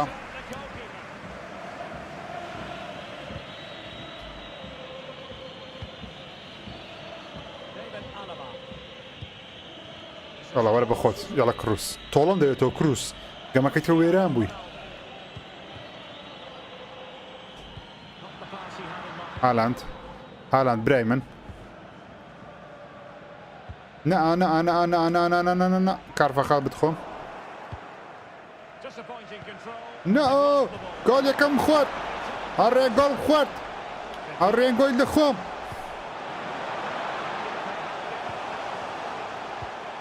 برود کۆمتر لا بەقۆت بەڕۆ Piece of defensive judgment. خەتای مامە حەمەمی گۆتی بەقۆتیکە لاعیبە لە عەردی کەتیە The referee well aware that he had to blow his ئەو ئینجری مرۆڤ نەکردی هاوڕێیان Y hay un cambio en el Betis. A descansar a la banda con el 10. following the injury. Back underway again here. حەکەمی بکڕە لە شوێنی ئۆکێ بزانین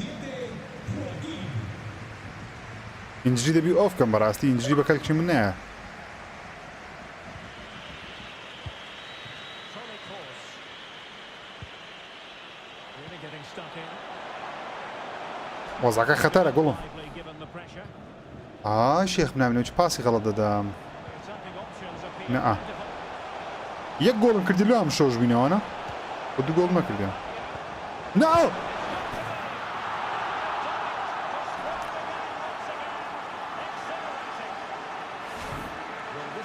کامێرای سەقەتە کامێرای من کامێرەی خۆم یان کامێرەی گەمەکەی ئەمە هەر بەخۆم وا گەمەی دەکەم بە تێلێ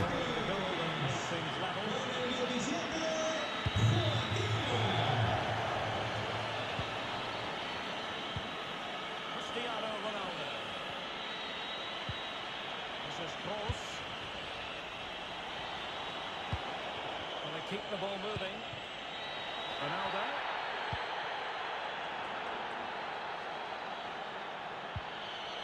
Carvajal. Haaland. On to Ronaldo. Oh, a nice looking pass.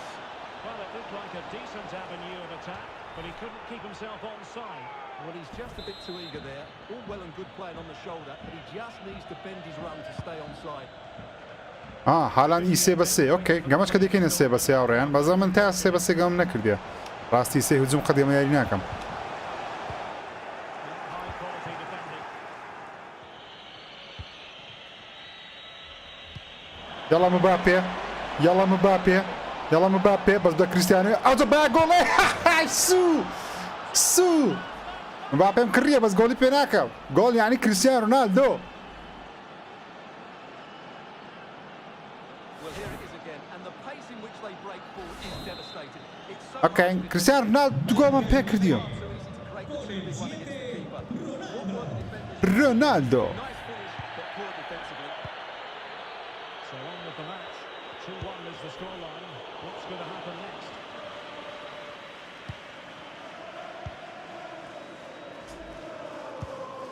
Cristiano Ronaldo. This is Kroos. Mbappe. ئۆکەی هازارد On the ball. هازارد هازارد هازارد Toni تۆنی Kroos. کروس From the line. بیخۆ میسی نەیخوارد بیخۆ کاسمیرۆ نەیخوارد Fekir. ئۆکەی وەرە ئەلەبا وەرە برای من وەرە Joaquin. And it's with Rodriguez. Making progress. نەکەی And the keeper shows tremendous command. کامێرە یاری ئەنگۆ هەر لە کامێرەیەوە نیوەکەی لەوانێ ڕات بین بەزە من حەزم لەو نیویەکەی یاری پێ ناکرد لاعیب نابینم بەس بە تێلێ گۆم پێ دەکرێت Fekir.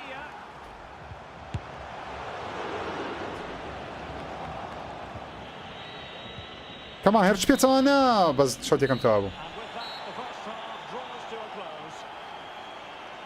ژیر پێت ناخۆش نەبێ و لاعیبانە لێ خەسارە لۆ برای من لۆ ڕاستم فیفای ناکەم بەس ئەوڕۆ گوتم بە لای بەچ بکەم لەسەر فیفای حەز دەکەم فیفاش چناڵەکەمان نەبی گەیمەری فیفای زۆرن خۆشەویستن And now the second half. کارێر مۆدم زۆر پێخۆشە من وەختی بەتاڵ ئەگەر هیچ یاریێکی گرنگی یاری مەسن وەک کوێستە هیچ یاری ستۆری گرنگ نییە بیکەم بەخۆم فیفای دەکەم Joaquin. Cross could be useful.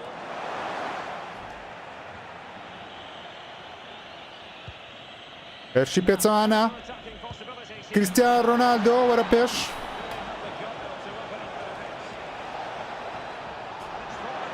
نە کا کریستیان ڕۆنالدۆ برای من ئەوە نابی شەکە بەس دەیقینە No. No. No. No. Well, at around 70 No. million pounds, Okay. they need to hit the ground running. The crowd will certainly expect Okay. it to have an Okay. immediate impact. Okay. Let's hope Okay. هاوڕێیان گۆڵە هاوڕێیان گۆڵە هاوڕێیان گۆڵە هاوڕێیان گۆڵە هاوڕێیان گۆڵە گۆڵە سوو سوو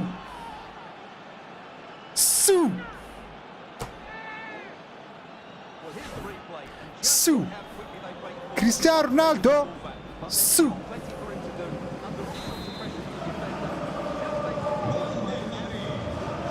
Just takes it.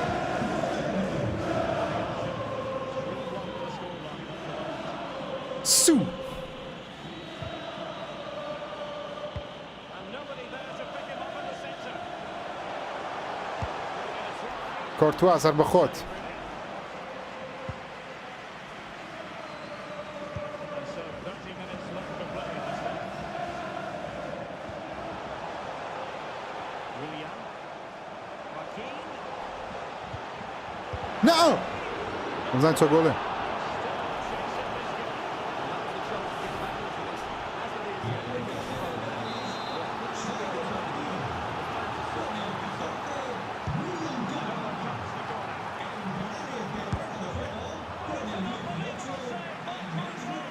مامە پاسات بکات تۆ بەناو دەکەوی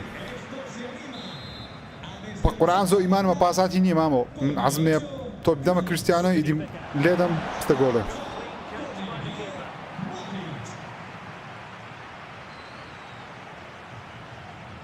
Well, Real Madrid have certainly dominated the ball, as you can see, and they've made good use of it. They really have played some good attacking football, and they look like scoring more. The cross. However, a well thought out piece of defending. Breaking at pace. Can they keep it going? Well, brilliant work to keep that one in play. Fine tackle نفشه. to prevent the chance. كريستيانو نبي لم تفشه. Esta es una llamada para Claudia This is the home of live football, and we have more action from La Liga coming up for you. It's Real Betis, and they'll be taking on Granada. I'm really looking forward to that. Two entertaining teams in what should be a really feisty affair. او باسان بدريا او باسان بدريا كريستيانو رونالدو سو محالة كريستيانو بتسويني محالة بتسويني Well, here's the goal again. محالة كريستيانو بتسويني Pass this is, and then it's a good time to finish too. Hits it hard, hits it low, and it just makes it difficult. رونالدو A really nice goal. Well, if there were any lingering doubts about the outcome, surely they now have been removed. Are they not winning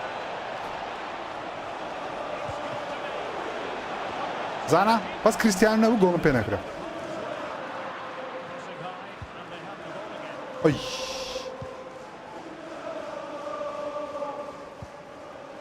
Andres Guardado. نا جول نخوي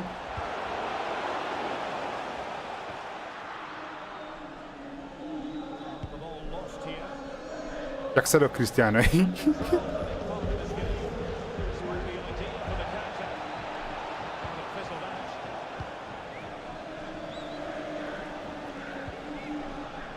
Joaquin. Give it away again. اي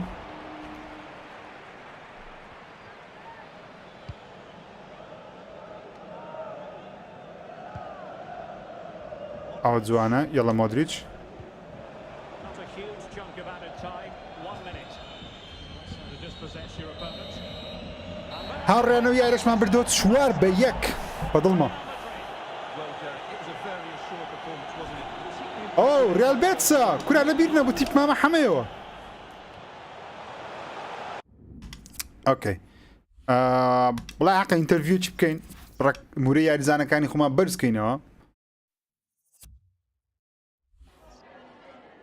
Antes de nada, me Ok. gustaría darle las gracias por molestarse en responder estas preguntas. There difficult recently the old self today. He's at left hat. Kurachi Basha, Kurachi Bakwata. He needs to get good run. Let's hope he's on the roll now.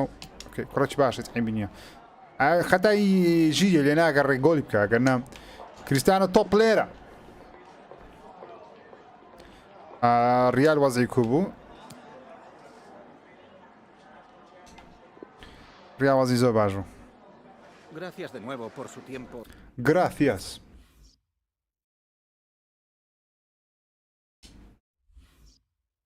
اوكي وازدي قواسنوية رزانا كان توب ديل او بنزيما للان مانجر كيوا كاكا والله دي فروشن بنزيما نال نافروشن او زايستا كماوريان تشكيلش كدادن يم تيم شيت نا دانوسين سكند تشكيلي دوما اوكي تشكيلي دوام او اللعيبه كان يسرعت بيدهم او لو قما في شكانا او قماني كزوزو ميمنيا مثلا لو نمونا او استقامن ورد زي هالاندي برايمان ميسي ورد داني شتزير بيلي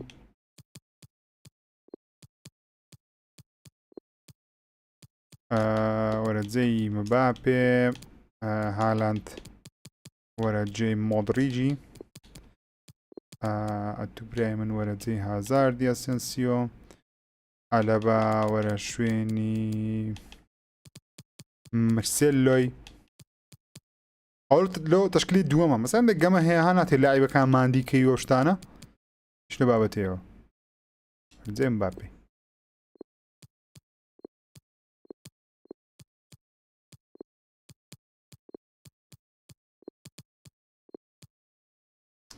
ئۆکێ ئەو تەشکیلی دووەمە خراپ نییە میلیتا وەرە شوێنی مێندی و کاسمی ڕۆجیان بگۆڕدرێ ئۆکێ تەشکیلی دووەمە خراپ نییە سەرەندە گیاری هەیە زۆر مهم نییە بۆ تەشکیلی دووەم گەمەی دەکەین شکلەمان ناوێ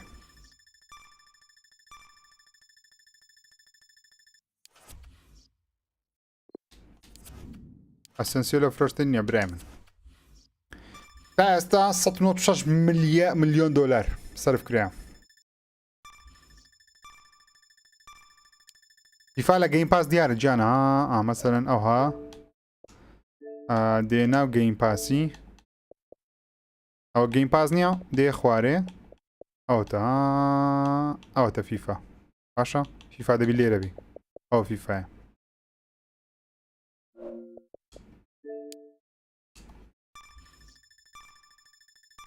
حەکیمی بکڕە لەجێ ڕامۆز بکڕە وەڵای ڕامۆسم کڕی لە پلەیستەیشنی کڕیم بەدڵم نەبوو توانای وەکو جارانم مایە لەگەڵ مامە هەمە ئیشاڵە یاری دەکەین حەزم لێیە ڕۆژی فیفای بکەین کاسمیرۆ لە فرۆشتن نیە بێزەحمەت جەماعەتی مانچستەر سیتی بە هیچ شێوازێک حەز دەکەم لە مامە هەمە یاری بکەم حەز دەکەم یاری فیفای بکەین بێکەوە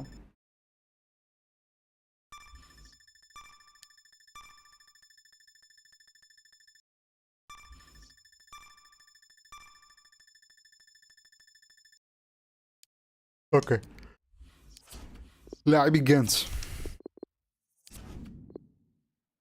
ما عندك لاعبين ديفلوب بلان او تي باشا سكيل موفي باشا كاتا بلاي ميكر يعني اوكي بكينا سنترال ميدفيلد اتو برايم لو تباشي بزانين هو لاعبي جنزن وايد بلاي ميكر سو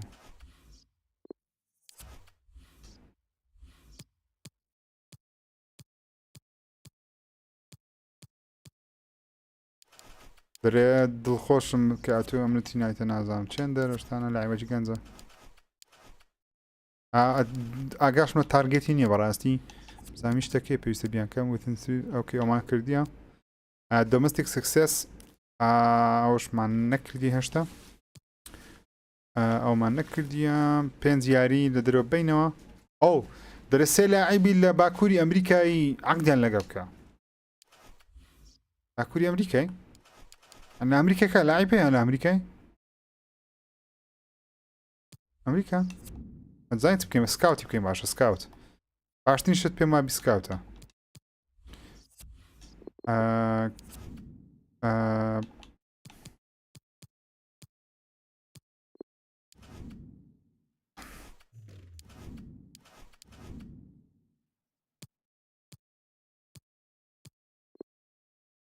attribute contract age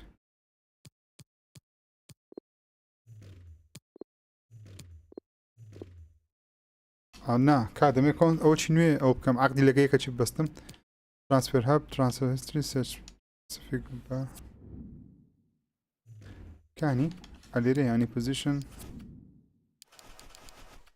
كاني او سكاوتا كان هاورا انا چندرا دتاني كسر تاعين كي كاني انا فرش تاعين داكي دتي لاعب لبو لاعبي دقري اوتا هاير سكاوت اوتا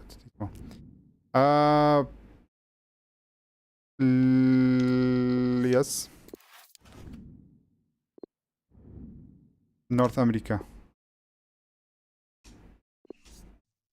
لندر بزحمة املك اللاعب نوبينو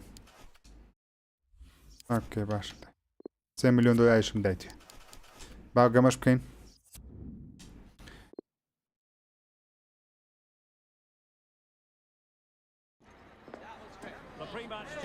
عربي مابو اوكي After 4 goals in his last match, what next? This is EA TV. Hello and welcome to one of the most recognisable venues in world football, the Estadio Santiago Bernabeu here in Madrid. My name is Derek Ray, and sitting alongside me, ready to provide all the analysis, is Stuart Robson. I'm looking forward to bringing you action from the Spanish top flight, La Liga. It's Real Madrid facing Celta Vigo. لەکە سەر تافیگوێ گەمە چی ئاسانە زۆر میم نییە با ئاسانج دەبینەوە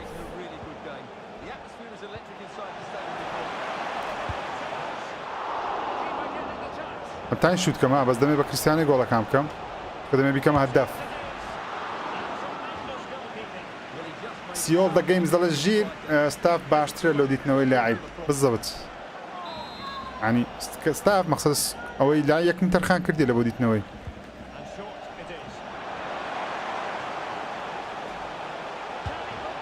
خان میسیەوە شوتە دەرێ میسی ڕاستە پێی وچیەکە وڵای بەس وە نییە بەس وە نییە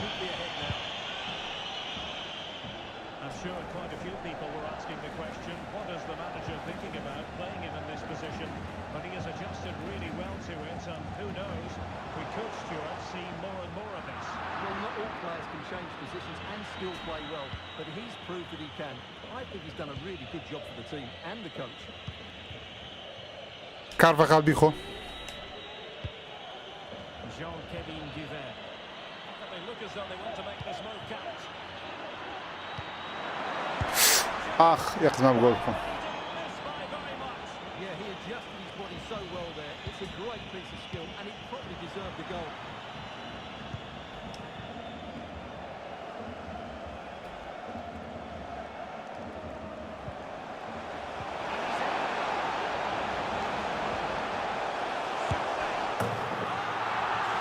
گۆڵمان کردا گۆل بمباپێ گۆل چەند خۆشە پلیستیشن پلاس هاوڕێیان ئینشاڵڵا هەفتەی داهاتوو ڤیدیۆیەکی لەسەر دەکەم بۆ چونی خۆم دەدەڕم کە پێویستە بیکڕن یاخود نەیکڕن وە جیاوازی چیە لەگە گەیم پاسی هەفتەی داهاتوو ئینشاڵڵا لە پلانما ڤیدیۆیەکی لەسەر دەکەین ئینشاڵڵا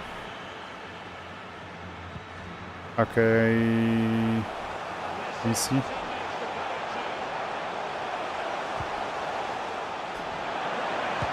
گاڵی دوامە بە کریستیانەوەی نەخۆش نییە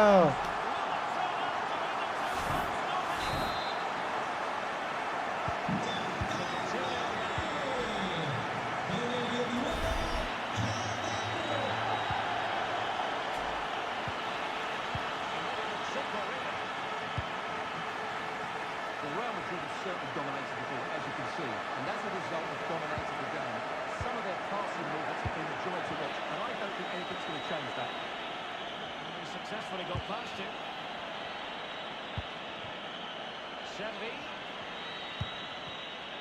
And space to cross it. Quick ball almost in on the ground. Straight forward for the keeper.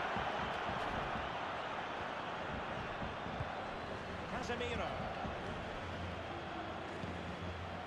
کریستیان رونالدۆ بە حرکەوە ئەکەم لیدە A chopping challenge, and the referee has got to have a big think about it. And the referee not messing about. He's cautioned him. Well, it had to be a yellow card, and he knew it was coming.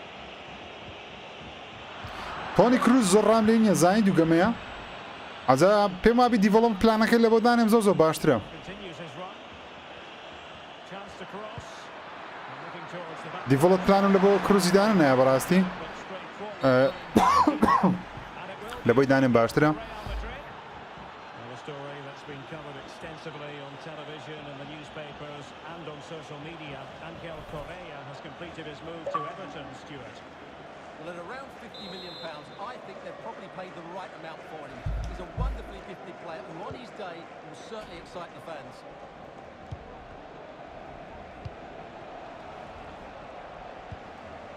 Toni Kroos. ئۆکەی Cristiano Ronaldo.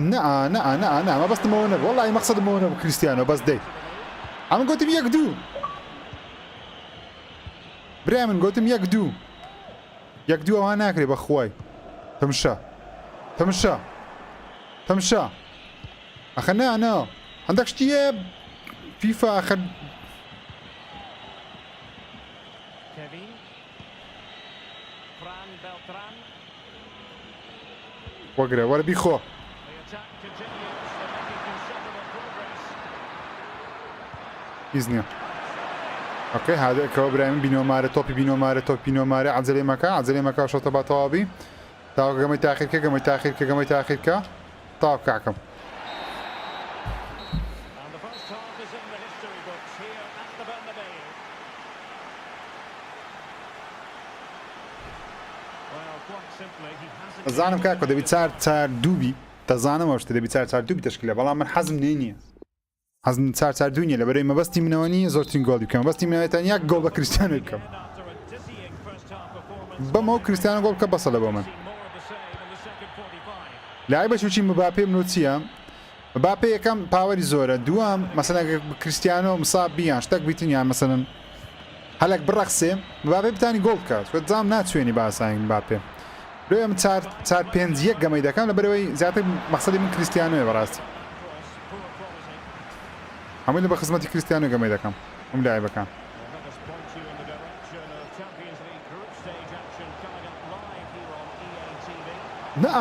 نقا اللي ده برايمن ده كروز والله كروز ياري كردنيا بس دي Certainly one to enjoy. Tremendous ball play.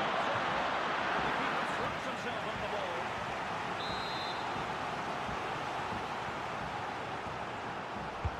Who can they pick out? Far too close to the goalkeeper. Not the best clearance. حتى ميسي مزاحمه اللي قبل بينكره وتشيو نيركره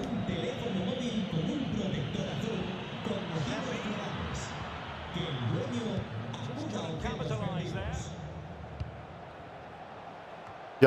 يلا مازارا ورا برايمان ده ورا Augusto Solari. Fran Beltran. And teammates to play to. Turns to finish. Produces full credit. عبد الله جان داوڵم کردیە بە گەیم پاس Playing it in. Well, they can keep possession now. Cristiano.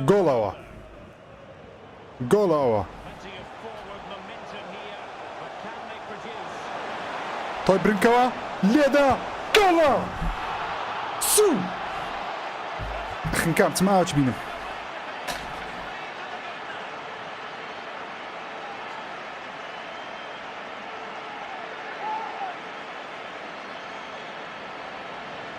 Well, I won't get tired of watching this. It's an outstanding bit of play.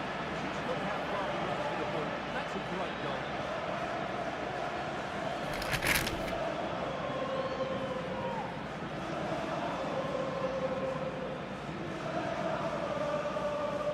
كريستيانو رونالدو جول بريمن They have elected to go to the bench at this stage of the game. هەستانە بکەینە زنجیران کارێر مۆدی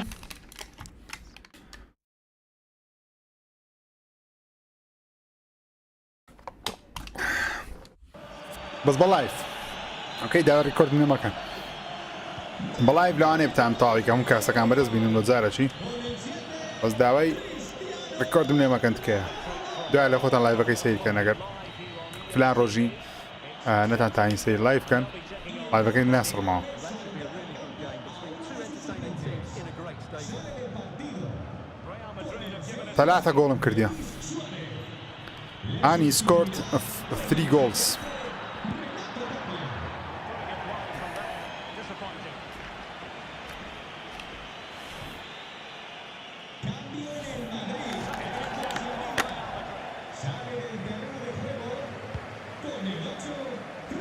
اي بابا الرسول ساملي كريستيانو يبو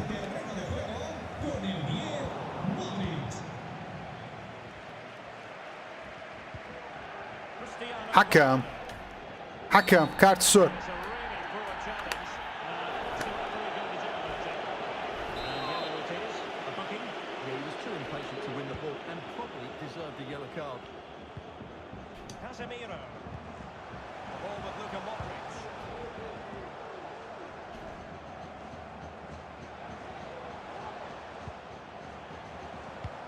الدلولو Given away by Reus. اخوات هو يا ربي Bodies forward and the No! Looks as though they might make real progress on the counter-attack. Not so. Well, Real Madrid fans have enjoyed this. A dominant performance, you've got to say, Stuart. Well, what can you say about this performance? They've been absolutely brilliant. They've played with such guile and creativity, and their passing has been so expansive. Not many teams would have stopped them today.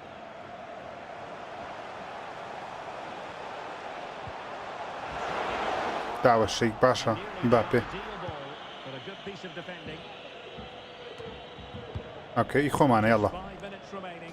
يخو معنا والله يخو معنا بو بس كريستيانو بخواي بس كريستيانو لاعب بمعنى كلمة لاعب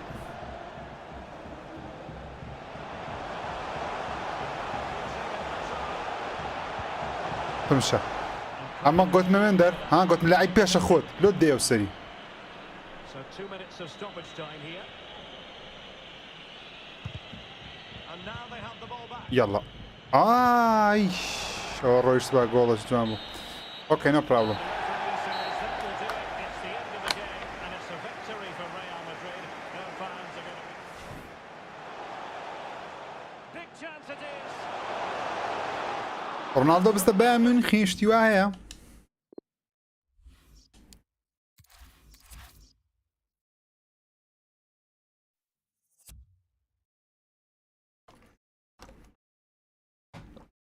او تشامبيونز ليج دستي بيكرز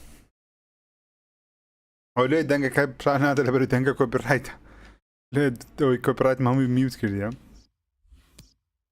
او لقى انتر ميلان واو اوكي اوري انتر ميلان فريق ايش بقوته مش بقودني مزاري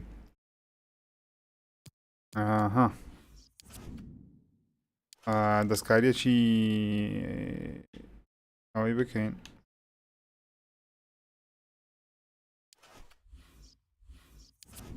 بادجت مع مشكلة شي هي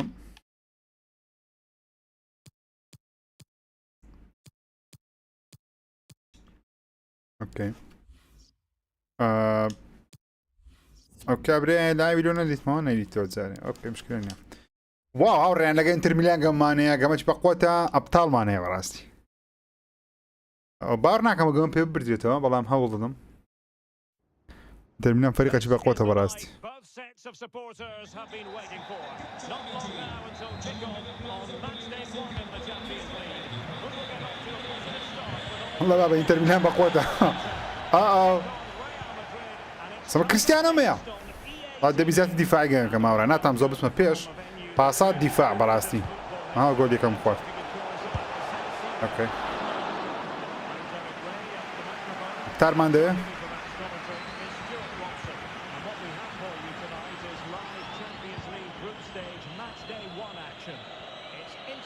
facing Real Madrid. Well, the first game of the group is so vital. You just can't get off to a losing start. This could be a tight... بعد بقى جول بو Just missed that with a bit of attacking spark. Goalkeeper's ball.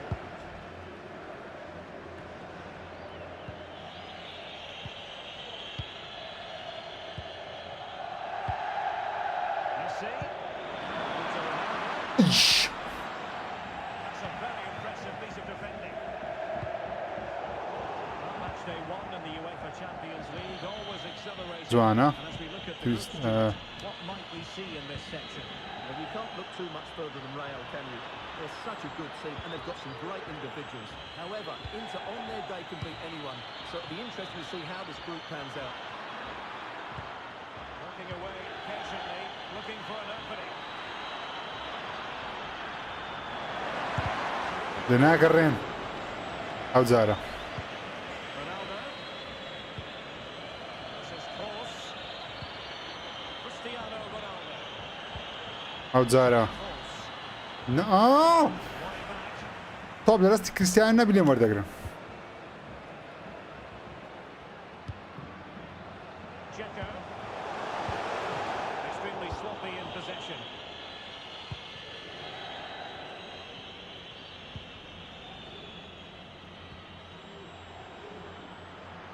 Ronaldo. جوانا حكم فاول ايه او فاول امدي او فاول امدي او فاول امدي او فاول امدي كريستيانو باخذ يلا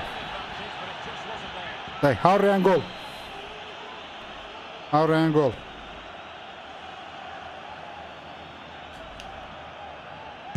No! To conclude, Stuart, Shit. opportunity wasted. Yeah, and the other players are furious with him, and rightly so. That's such a poor free kick. Ay. Alessandro Bastoni. شوت مثل شوتی کردی ولا فاول که لوی تکسو. Keeps going.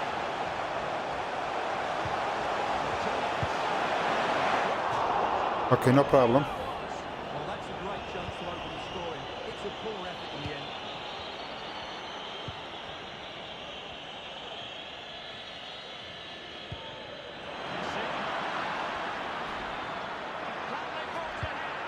No!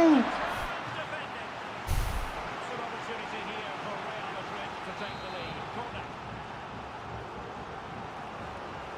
And short it is. Cuts it back. This looks promising. همو دفاع يمينه وجول لنا همو انتهى بس تمشاك. او فاولة. او فاولة يلا. او فاولة يلا. Well, he's gone into the referee's notebook. You can't be surprised. That was a poor challenge, you have to say.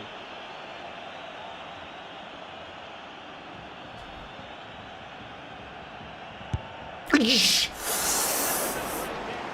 العمود بشتوم ده.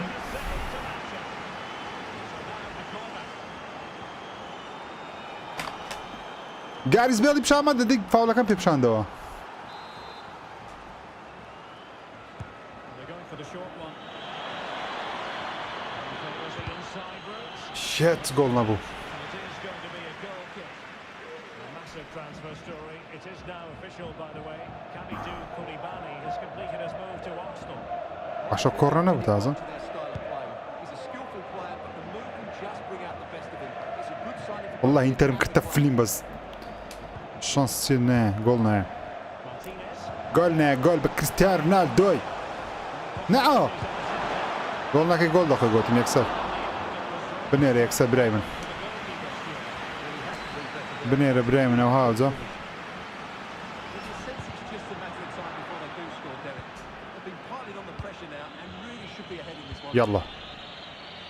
يلا. يلا ها. جوانا. هالاند هتا برجنا الدريه الجيد للسوريتا وا. ها قلت هالاني بكره هالاني بكره هالاني بكره.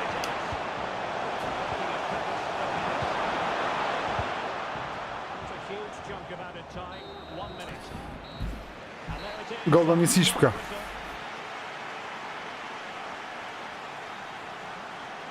about the grades for Cristiano? والله فاولك دبا جول براستي. فاولك دبا جول فاولك دبا جول تكادا كمان اللايك انا كديا دقمن لايكم لداغرن اوكي 1.6 لايك كد دستان خوش بي Champions League group stage match day 1 contest commences.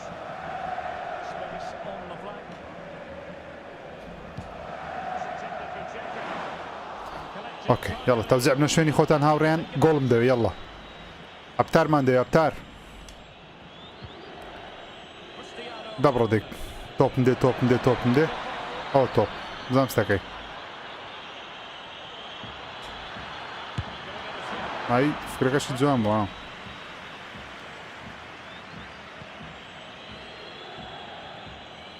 Showing a lot of guile there. Mbappe. Teammate available. No nonsense clearance. نعم Well, more نعم يخوتك فقط forward to here on EA TV. It's Real Madrid versus جوانا Valencia. Well, the fixtures جوانا ياك لاعيبه كريستيانو برو كريستيانو برو كريستيانو برو كريستيانو برو برو برو برو برو نو جول نو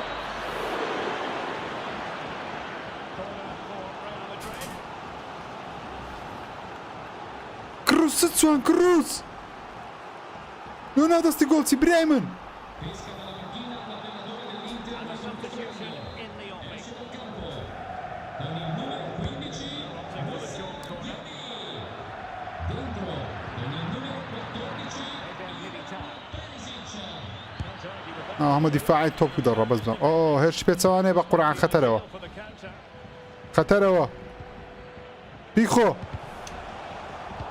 برو كريستيانو باتنيا برو نو شيت شيت كما كرتنا وانيا بخوايا الرو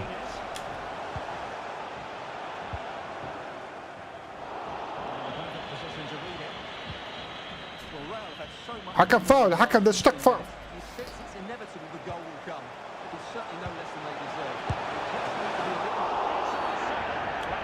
سيبو لو فاول لو فاول لو وان لو وات ياك دقة استواء كاورا يعني هاي را يعني كاسميرو خوي لو يدي خو دسخه كاسميرو نكردي بريمن شو تكردي كابرا هلو فاول بس بزعم لو وات واي او جول خورت وش شخص ما جول Well, he's such a threat from set plays, and you just saw why. That was such a good effort. ما قرعان جول بيناك يا رنا وتسيو وضعه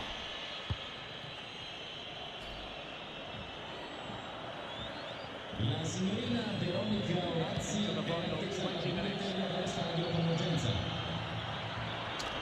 Ronaldo untidy with the ball. تبديلات بكم كروز ومواضيع أخرى مع كروز بالمزي كامافينجاي اتورد زي هالاندي كاريز بيل بيت زي ميسي ما بي خلاص هسه تبديلشة بس اوكي And that puts them in position. نو تخوانا نكي نو اوكي كمان يكسر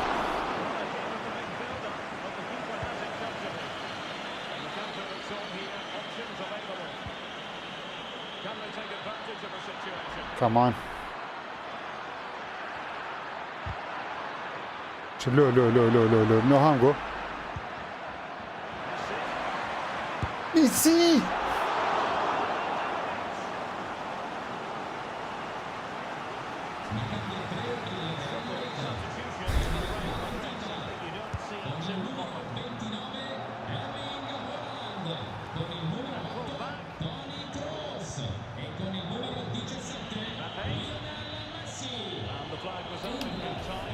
سعيدة معقولة قام من تعادل كم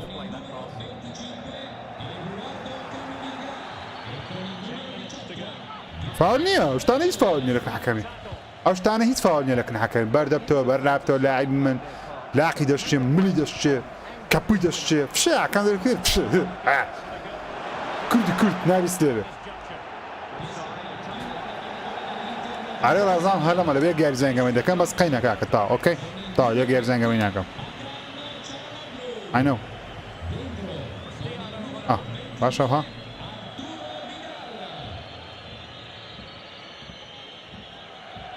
ده كاكزناك اتونا Eduardo Camavinga. Poor attempt at a pass, really. Well, these Real fans believe there's still one more big chance coming their way to win this game. What a finish we've got on our hands here. دبرو بريمن دبرو درس بريمن دبرو لو نادي كريستيانو لو نادي كريستيانو لو بريمن كريستيانو على بيش الضرو بخوي باخذنا ما تعادل معك باشا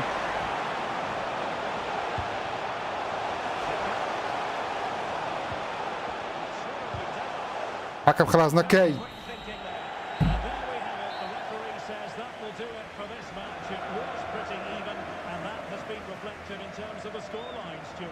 Yeah, very difficult to split them over the 90 minutes. Now their focus will turn to the next thing.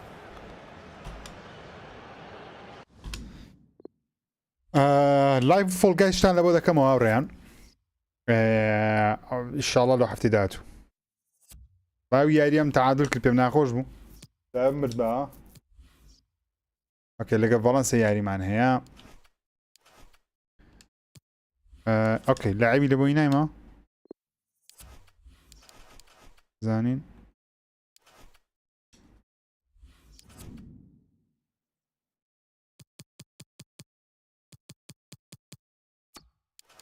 کەس نەیتێشتە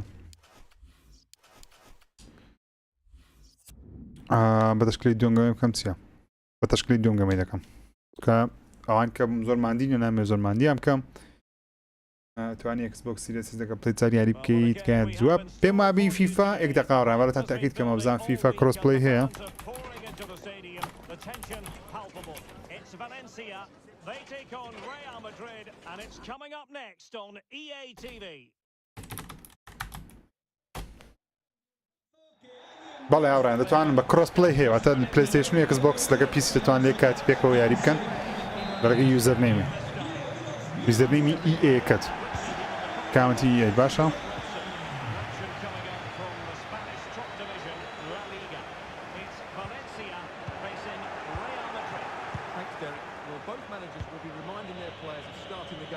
بەبێ کریستیانۆ گەمەی دەکەم بەبێ لاعیبە گەورەکان لاعیبی فەریقی دووەم بەڕاستی کە زۆر ماندی بوون دەمێت ساعتێکیان پێ بدەم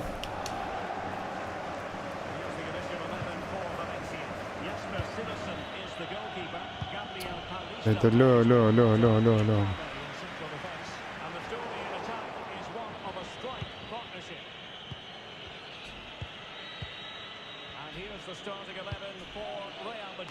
Thibaut Courtois begins in goal. Marcelo plays with Carvajal in the fullback positions. Luka Modric plays with Casemiro. ئەوش حاجی هەڵە حاجی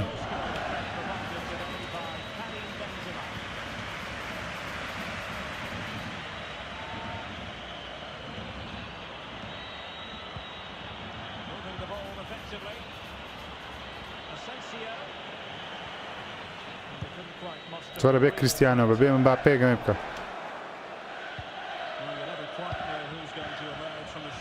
هەڵە حاجی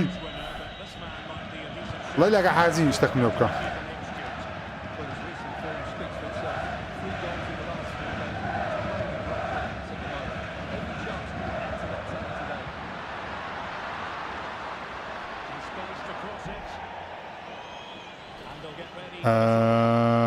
Gareth Bale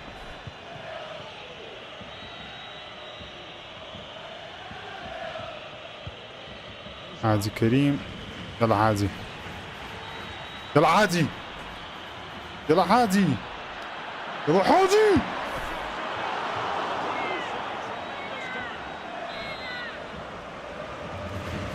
حاجي قول لك راوري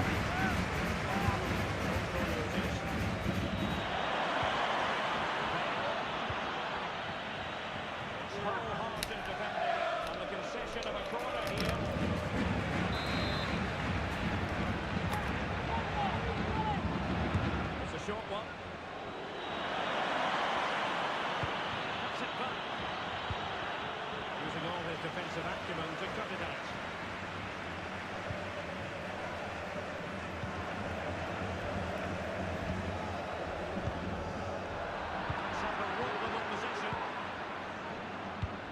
يلا حاجي يلا حاجي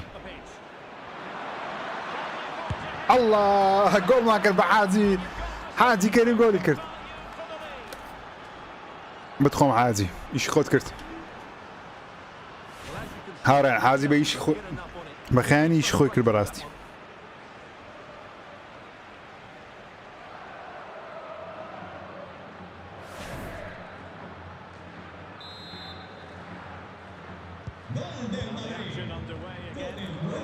ما عاديش قام يدك هم زين لاعب شلون باشهم دائما بنزيما يكسر التشكيل هذا بما كديما في فاي كايلر مود كم زاد يس بيدا كم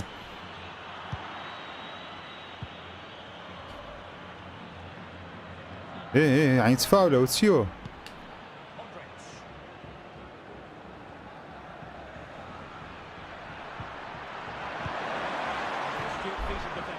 بس دي جاريس بيل زخرة او يزور دابزيا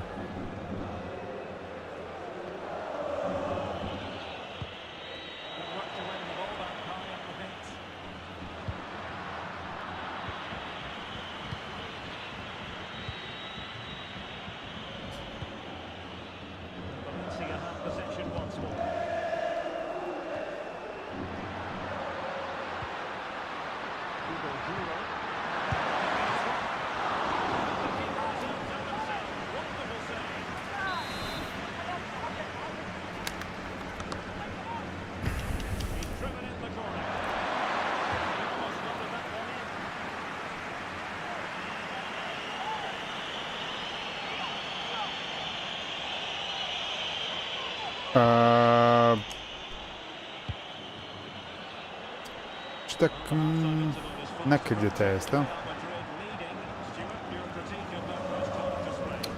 هێدلووە So far, but they've just had that little bit more quality on the ball, particularly in midfield, where they've just started to take control.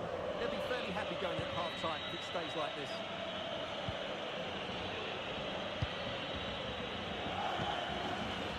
بڕۆ بڕۆ حازی لەگەرە دە حازی برای من بدە حازی کاچی من بدە حازی ئەزیزی من Vinicius. On to Bale. کەل لە چی لێ دەنا گۆڵە ناستە گۆڵە And with that, the first half draws to a close.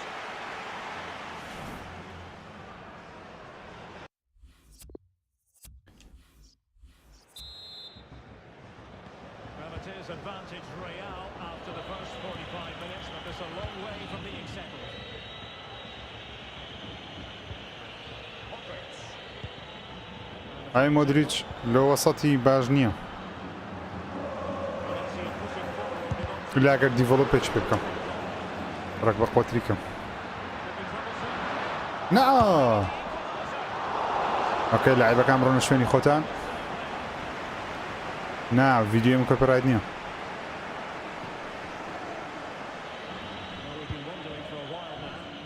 بدوی کۆپیڕایت برای من چم کردی قابلە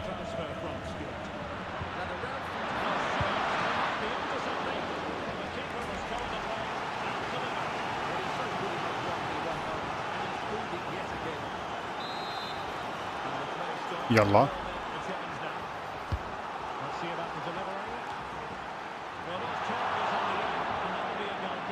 I think the defender just about good enough there, but that was a chance.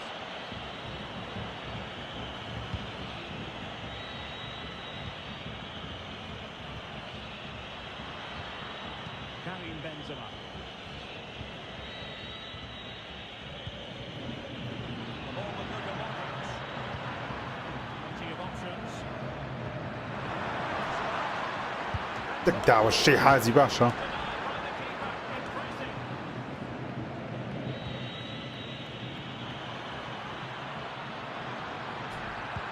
الله گۆلی دووەم Can they be stopped? Well, he puts it away really well, as you can see, but you'd expect him to score from that range. But they all count. هاوڕێنەوە شەژایی بخۆم شەفتەم خواردیە گەلێکم تێ نییە بەحال لێ بندەکەم ستێک سەودە بەلو عەملەستدارەی تێراو نابمەوژۆ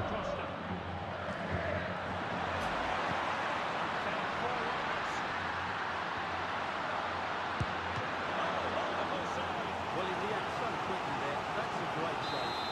Well, could this be the turning point? The fans are certainly hoping so. Played over.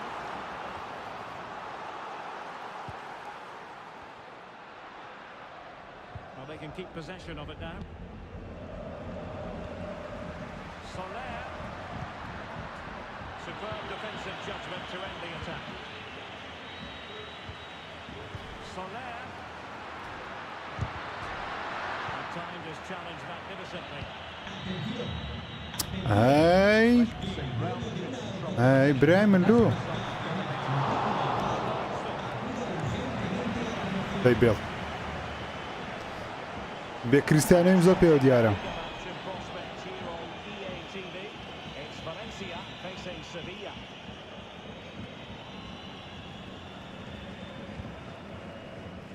Mukhtar Diakabi. Fulquier. Elder Costa. And a right intervention.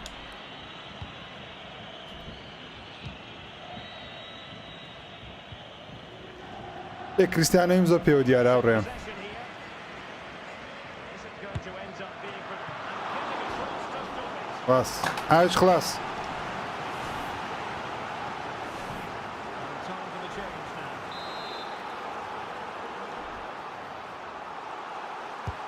Trying to deliver it accurately. That's a great stop. Well, his reflexes are so good there. That's a fantastic stop. هاوڕێن بەشداری هایتێکسی بکەن دێم لێوێ دەبن And the Costa پێشەنگای هایتێکس دا لێر picked the threat. شاڵە لەوێ دەبین لەگەڵ هاوڕێی یوتیوبەرەکان ئینشاءالله Over it comes. No trouble at all as far as the keeper was concerned. And breaking at pace with menace. Will it be sufficiently imaginative? And players waiting in the centre. خۆ پاسە ڕۆدریگۆ ها حاجی بەتەنێ منت دایە ئەو گۆڵت خوارد Something comes of this.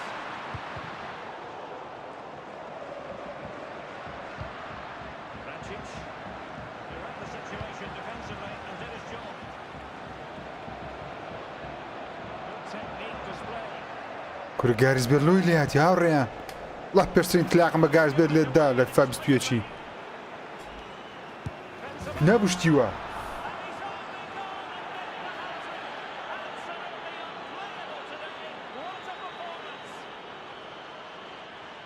وەڵا حازی سێ گۆڵی کرد هاتری گەڕۆ Well, as you can see, حاجی هاتریچی کرد so easily with a change of pace. And then it's a good لە بیدایەت و ناوەڕاست و کۆتایی لە حاجی گەمەی دەکە تۆپی ناچوێنی باشە ئەوەی باشە دۆنێتم نییە جارە ئینشاءالله ئەگەر لایڤ زیاتر بکەمەوە دۆنێت دادنێم ئینشاءالله بەڵام جارێ دۆنێتمان دانەنایە کەری من زیمە دە لە دەی وەگرتی ئۆکێ هاوڕێنی خۆشەویستم چاوتان ماز دەکەم تکا دەکەم حەز دەکەم ئێوە ببینم لە هایتێکس بەشدار بن ئەوانە بە تایبەتی لە خەڵکی شاری هەولێرن یاخود دەتوانن سەفەر بکەن لە بۆ هەولێر ئەو سێ چوار ڕۆژەی من لەوێ دەبم مامە حەمەد لەوێ دەبی مامەزانا لەوێ دەبی یوتیوبەرەکان زۆربیان لەوێ دەبن ئینشاءالله حەز دەکەم بتان بینم بەڕاستی حەز دەکەم لە هایتێکس بتان بینم لەوێ بەشدار بن ئەگەر وەرن ئەوەشیان هەیە مەسەلەن چۆن دەڵێ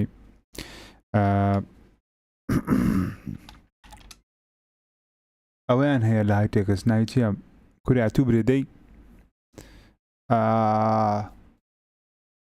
ئەتوو برێ کورا مسابقات و شتیشیان هەیە گەیمینگ هەیە شت هەیە ئینشاءالله